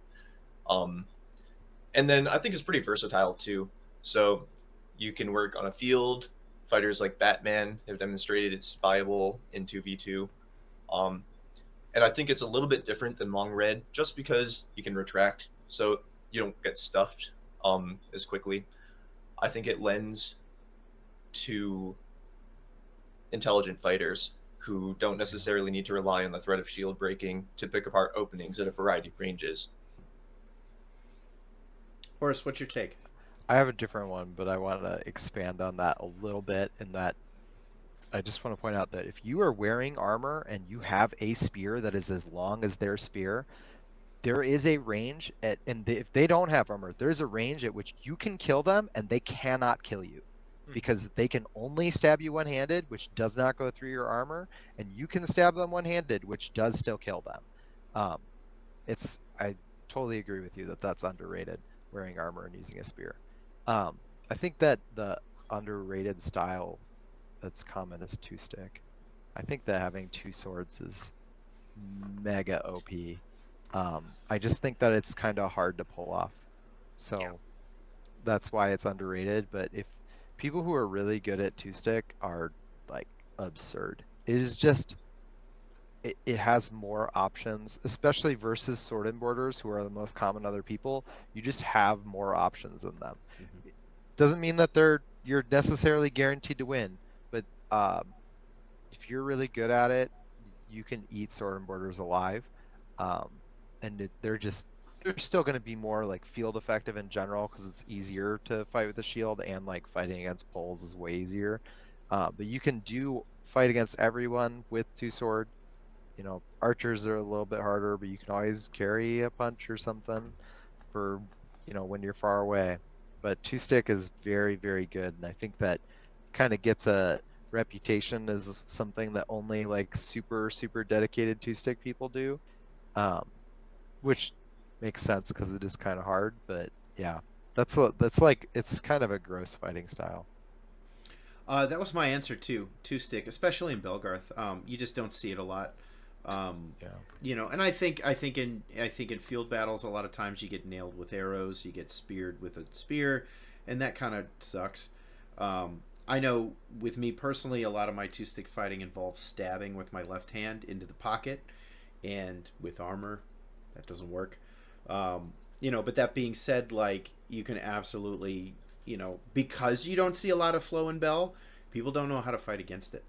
So like I've definitely gone into some pits and just cleaned house because I'm fighting flow and people were like, how do I beat this? And I'm not like necessarily a two stick fighter, like that's not my jam, but but it wrecks in it bells sometimes. It's also great if you're into field battles. It's really good for flanking. If you run that line and just Yes. bop, bop, bop, bop, bop, bop, bop, bop, bop, your DPS is doubled. So I think two stick's my answer too. To expand on that just one tiny bit, when you're flanking with two stick, you get to do a thing that you don't get to do normally fighting two stick when you're one on one, is that a lot of times you get to like mess up their initiative sort of, in that you can run at them from the side and you make them make this like split-second decision, and when they have a shield and a sword and you have a shield and a sword, they have like a lot of leeway in which to get away. But if you're two stick and then you come in and you're like this, if they don't immediately understab you, in which case again you can still just block it and hit them. They basically have to choose to swing at one side of you, and you get to block and hit them with your other hand, and you're standing on top of them. And then you get to continue to do that to every person in the line.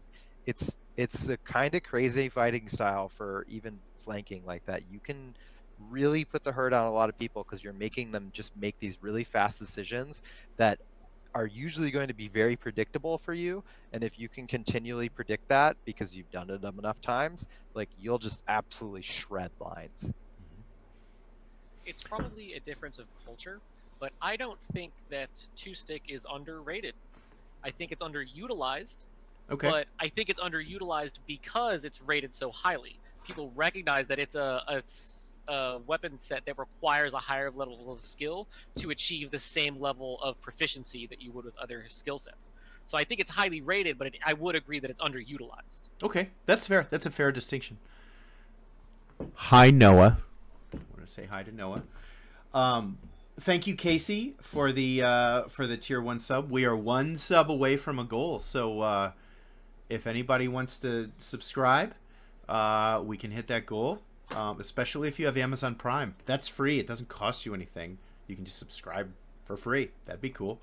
So let's see if we can hit that goal. I'm gonna skip ahead to this question because it's related to two stick. Should your swords be the same length? Horace, you said in the chat yes. Misty says yes. I don't think it has to be. Doesn't. I think that you can. There was a meta, and this was like 15 years ago or more. There was a meta going around for a while where everybody had, if you were right-handed, you thank you, Casey. We hit the goal. Appreciate it. There was a meta where you had a long sword in your left hand and a short sword in your right hand. And I don't remember what the mentality behind that was, but it was something like you're kind of throwing stabs at range with your right, almost like a mini downstick thing where you're throwing shots with your left, you're stabbing, you're maybe going for legs, and when they rush, you kind of block and you start lighting them up with your right or something like that.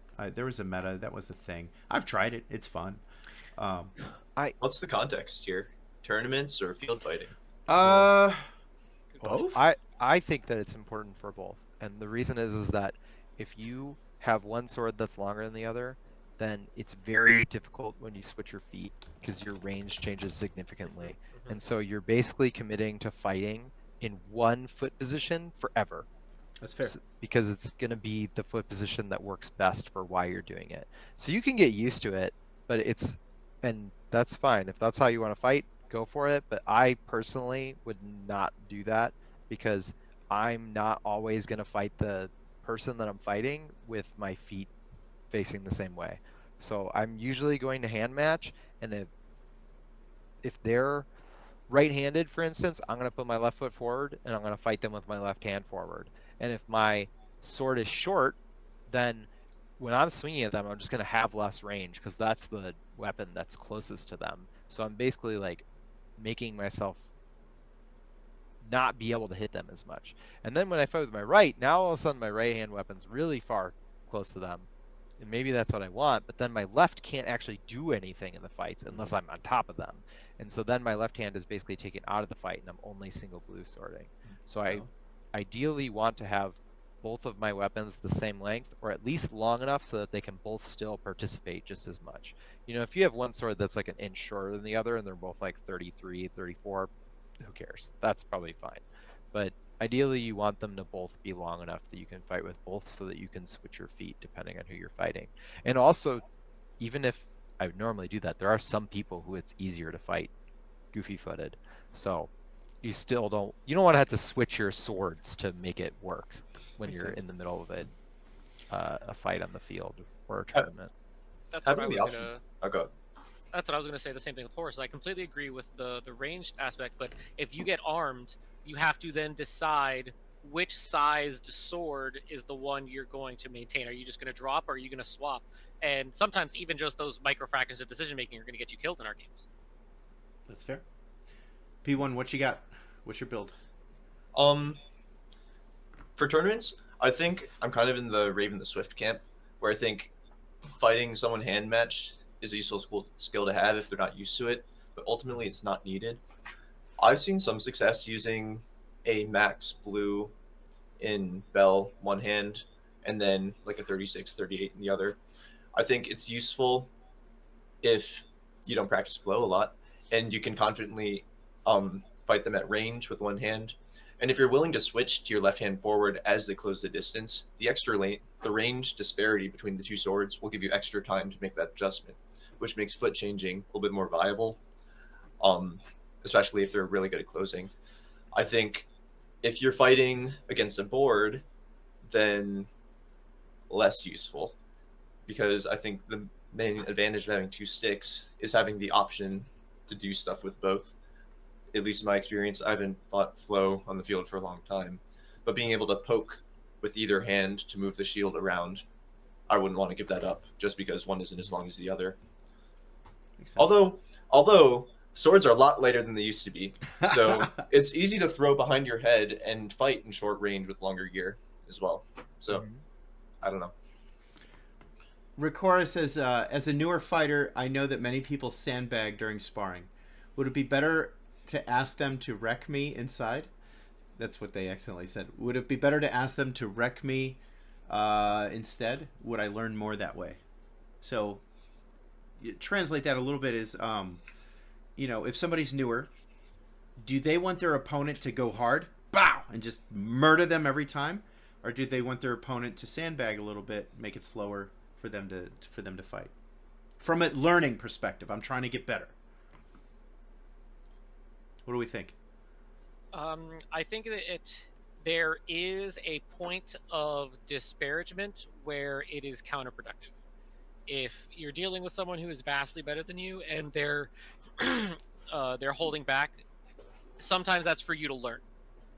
Because sometimes if they just turn it on and they go full force, you just, oh, okay, I'm dead. Okay, tap. Oh, okay, I'm dead. Tap. Oh, okay, I'm dead. There's no opportunity to learn there. Mm-hmm. So having them sandbag isn't always a bad thing. But also, sometimes you want to see the gap. Sometimes you want the motivation of I'm here and they're all the way over there. So I mean, I'm not going to say don't ask them to give it to you, but if you see, I guess if it's noticeable, ask them to turn it up, but don't always take offense to it. Sometimes they're doing it because they genuinely want to give you a fight that you can still learn from. Go ahead. I think you should never ask someone to sandbag. You know, I'm in the camp of like unless I'm hurting, which is half the time, I'm gonna fight my hardest every chance I get that I can think about it. I'm not gonna try to lower my skill level because I think lowering your skill level creates bad habits. You start losing that skill level because you're training your muscle memory to go slower. So I don't think you should ever ask somebody to sandbag specifically. I think that if the skill gap is huge, you know, I think no, you should ask them to fight 100% against you. You may not learn anything if it's tap kill, but I don't know that you're necessarily going to be, you know, learning anything anyway. You know, because if you're fighting them and you're doing, you know, you're not really trying hard, then they might try to do some things against you that are going to work against a sandbagging opponent. So they're learning bad things potentially. Glenn makes a good point. A fighter shouldn't be sandbagging against a newbie. They should be working on their worst skills. Mm-hmm. There you go. Great. Yep, that's great. Feel free to jump in if you have more, please. That some people, I really actually struggle with fighting my best versus everyone. I struggle with fighting my best versus people who I want to beat. There's certain people that I fight and I don't have to try to get in the right mindset. Like, I am fighting them as best I can. Like, Peter is a great example. When I fight him, like, I don't have to try to turn it on. It's just on. It's always I'm trying to win as hard as I can.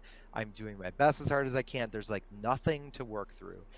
And then versus other people, it's like my feet are just stuck and I can't move because I don't really need to move my feet to win. I can just jump at them and kill them over and over again. So I do think that if somebody's kind of sandbagging you on purpose and like you want them to beat you up more, I guess that's cool. But if they're beating you, like, just what does it matter? Like, beat them the way they're fighting you and they'll get better. They will fight you better because you're beating them. Some people also are trying to teach you a lesson. Like, they're not sandbagging you. They're hitting you with the same thing over and over until you beat them. You know, they're trying to teach you by fighting the way that they're fighting because they can just destroy you and they don't find anything interesting about that. They either want to teach you or they want to work on something themselves.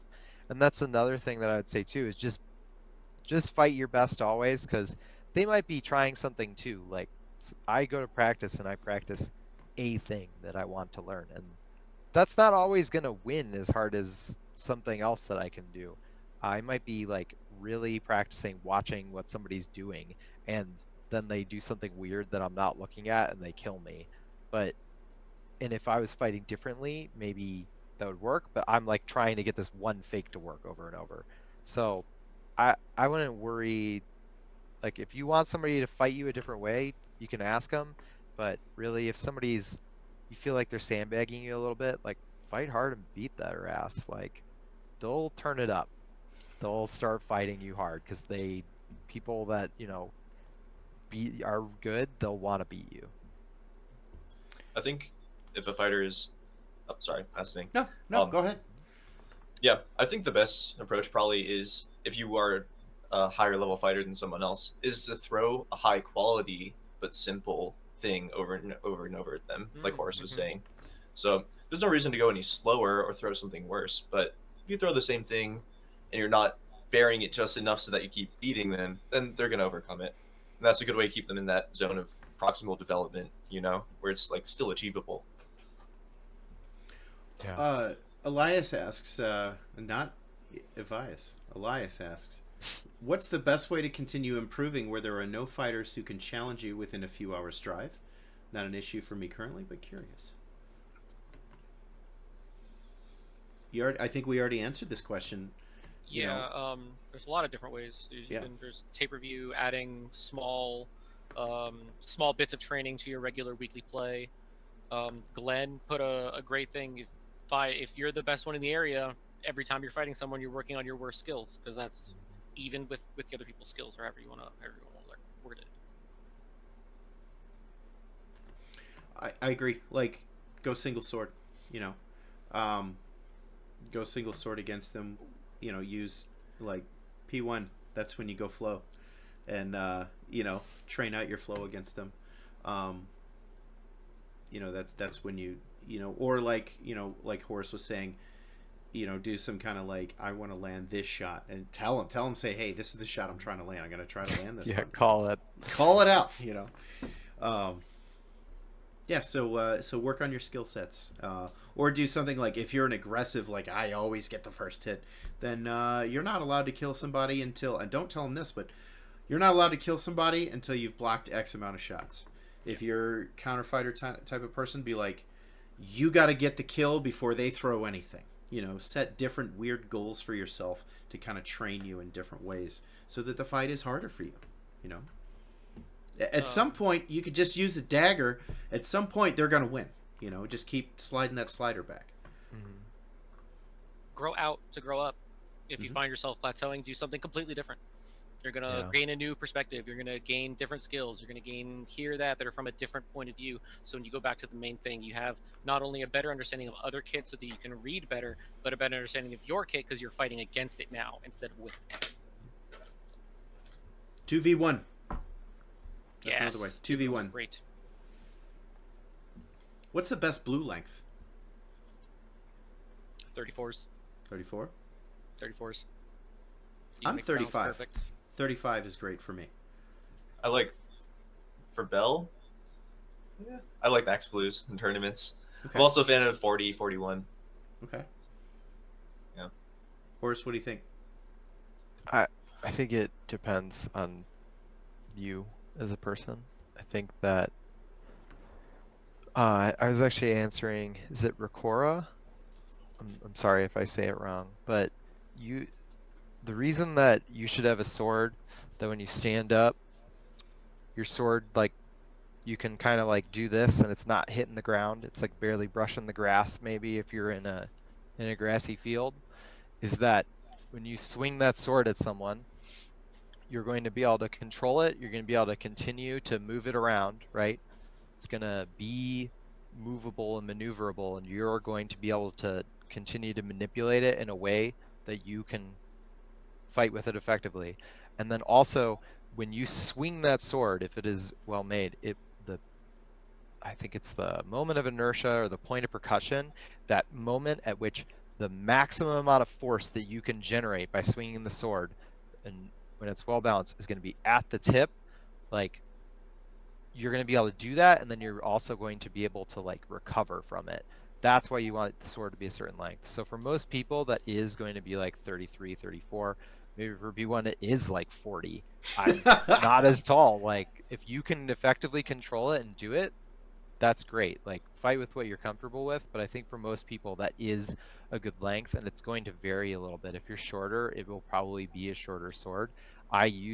When swords are heavier, I use shorter swords so that I can more easily manipulate it. I always use a sword that I can do everything I want to do with, and that length is determined by the type of materials and what you're using. And I think mine come out to like 33, 34, 35, but I don't even measure anymore. Oh, We lost Misty for a second. Misty. can I make a quick amendment to my answer? Absolutely. I think this applies to all equipment too. You should use stuff that amplifies what you're good at and makes it Yeah. easy for you to fight the way that you're good at.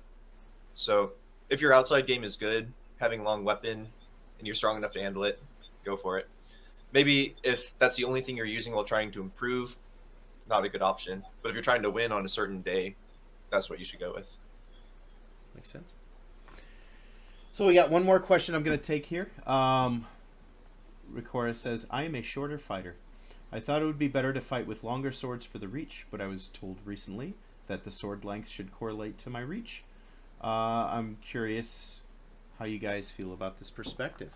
We sort of answered this already, but you know, can short people use long swords? Yeah, I think so. I think that I think it like we've been saying, it kind of depends on what you're comfortable with.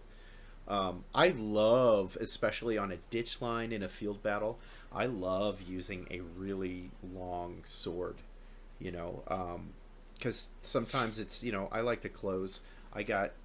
My arms are short I'm not tall, and my arms are short for my height, so like sometimes in a ditch I'm just sitting there like, I hope everybody else is having fun, because I'm just guarding the spearmen and miserable. If I got a longsword in some of those situations, I can take shots and contribute to my team without overextending or something like that. So I think it's fine. I think if a short person wants to use a 36 and they like using a 36 and it works for them, hell yeah. I don't think there's any standard here. I've seen tall people use short sticks, and it works. God, there was this guy Corbin out of Texas a long time ago, and he used to use this really, really, really short sword, and the guy was flying through the air like an acrobat, and as part of his fighting style. So like the short sword really worked for him. Thoughts? Any further thoughts? No? All right.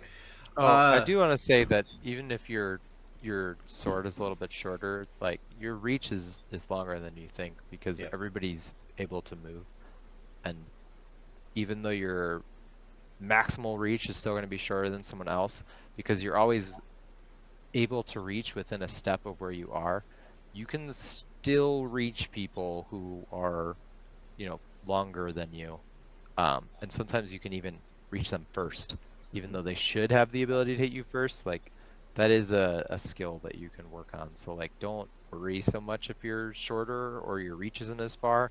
Like that is a very overcomable problem, because you're also easier to defend than taller people, and as you get closer to them, they will struggle to hit you in the same way that you can hit them, even though they're also able to hit you at ranges that you cannot hit them. So it's initiative trumps range. Yeah. I think on top of that, like P1's a great example of a tall person that is dangerous at every range. There are lots of tall people that are not dangerous at every range. And I'm only 6 foot. Just a heads up. Fair. You That's guys fair. make me sound like I'm 7'4". Taller than me. Yeah, exactly. There's some really tall folk out there that if you put a taller person against them, they fall apart. They just fall apart. And I think sometimes that comes into play as far as sword lengths, and you can pick up a long sword and fight that tall person. All of a sudden, you're a little taller. So I think you can kind of match against who you're worried about as well. But folks, thank you so much for joining us today. I want to make reiterate my announcement that we have a contest going on. You have the opportunity to make your best WWE, WWF, WCW style promo. Throw it on YouTube and send it my way. 2 winners, the 2 best ones. That's going to be determined by me and Horace.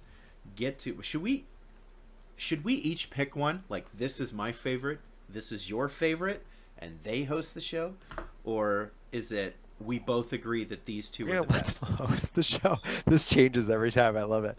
Well, co-host. They get to sit in the bench seats, I like that idea, but what if we both pick the same person? I think let's go with that though, because I can always find a second best. Okay, all right. Look at the bench Facebook for more. I want to thank my guests, P1, Myst D. You guys have been phenomenal. Thank you. This has been a great episode, and I was very excited to learn about you and hear your stories, hear your opinions. Anyway, thank you for coming to the bench. I was telling Brazen the other day, we've got to come up with like an outro line. I've got the begin. Welcome to the bench. I've got that. Be nice to yourself. Love it. How to drive it through before we end. Be nice to yourself. Yes. Thank you for joining. Talking to. Oh, go ahead. Do it. Say it again. Be nice to yourself. That's my friend you're talking to. Hell yeah. Thank you Love for it. joining the bench. And remember, be nice to yourself. Peace.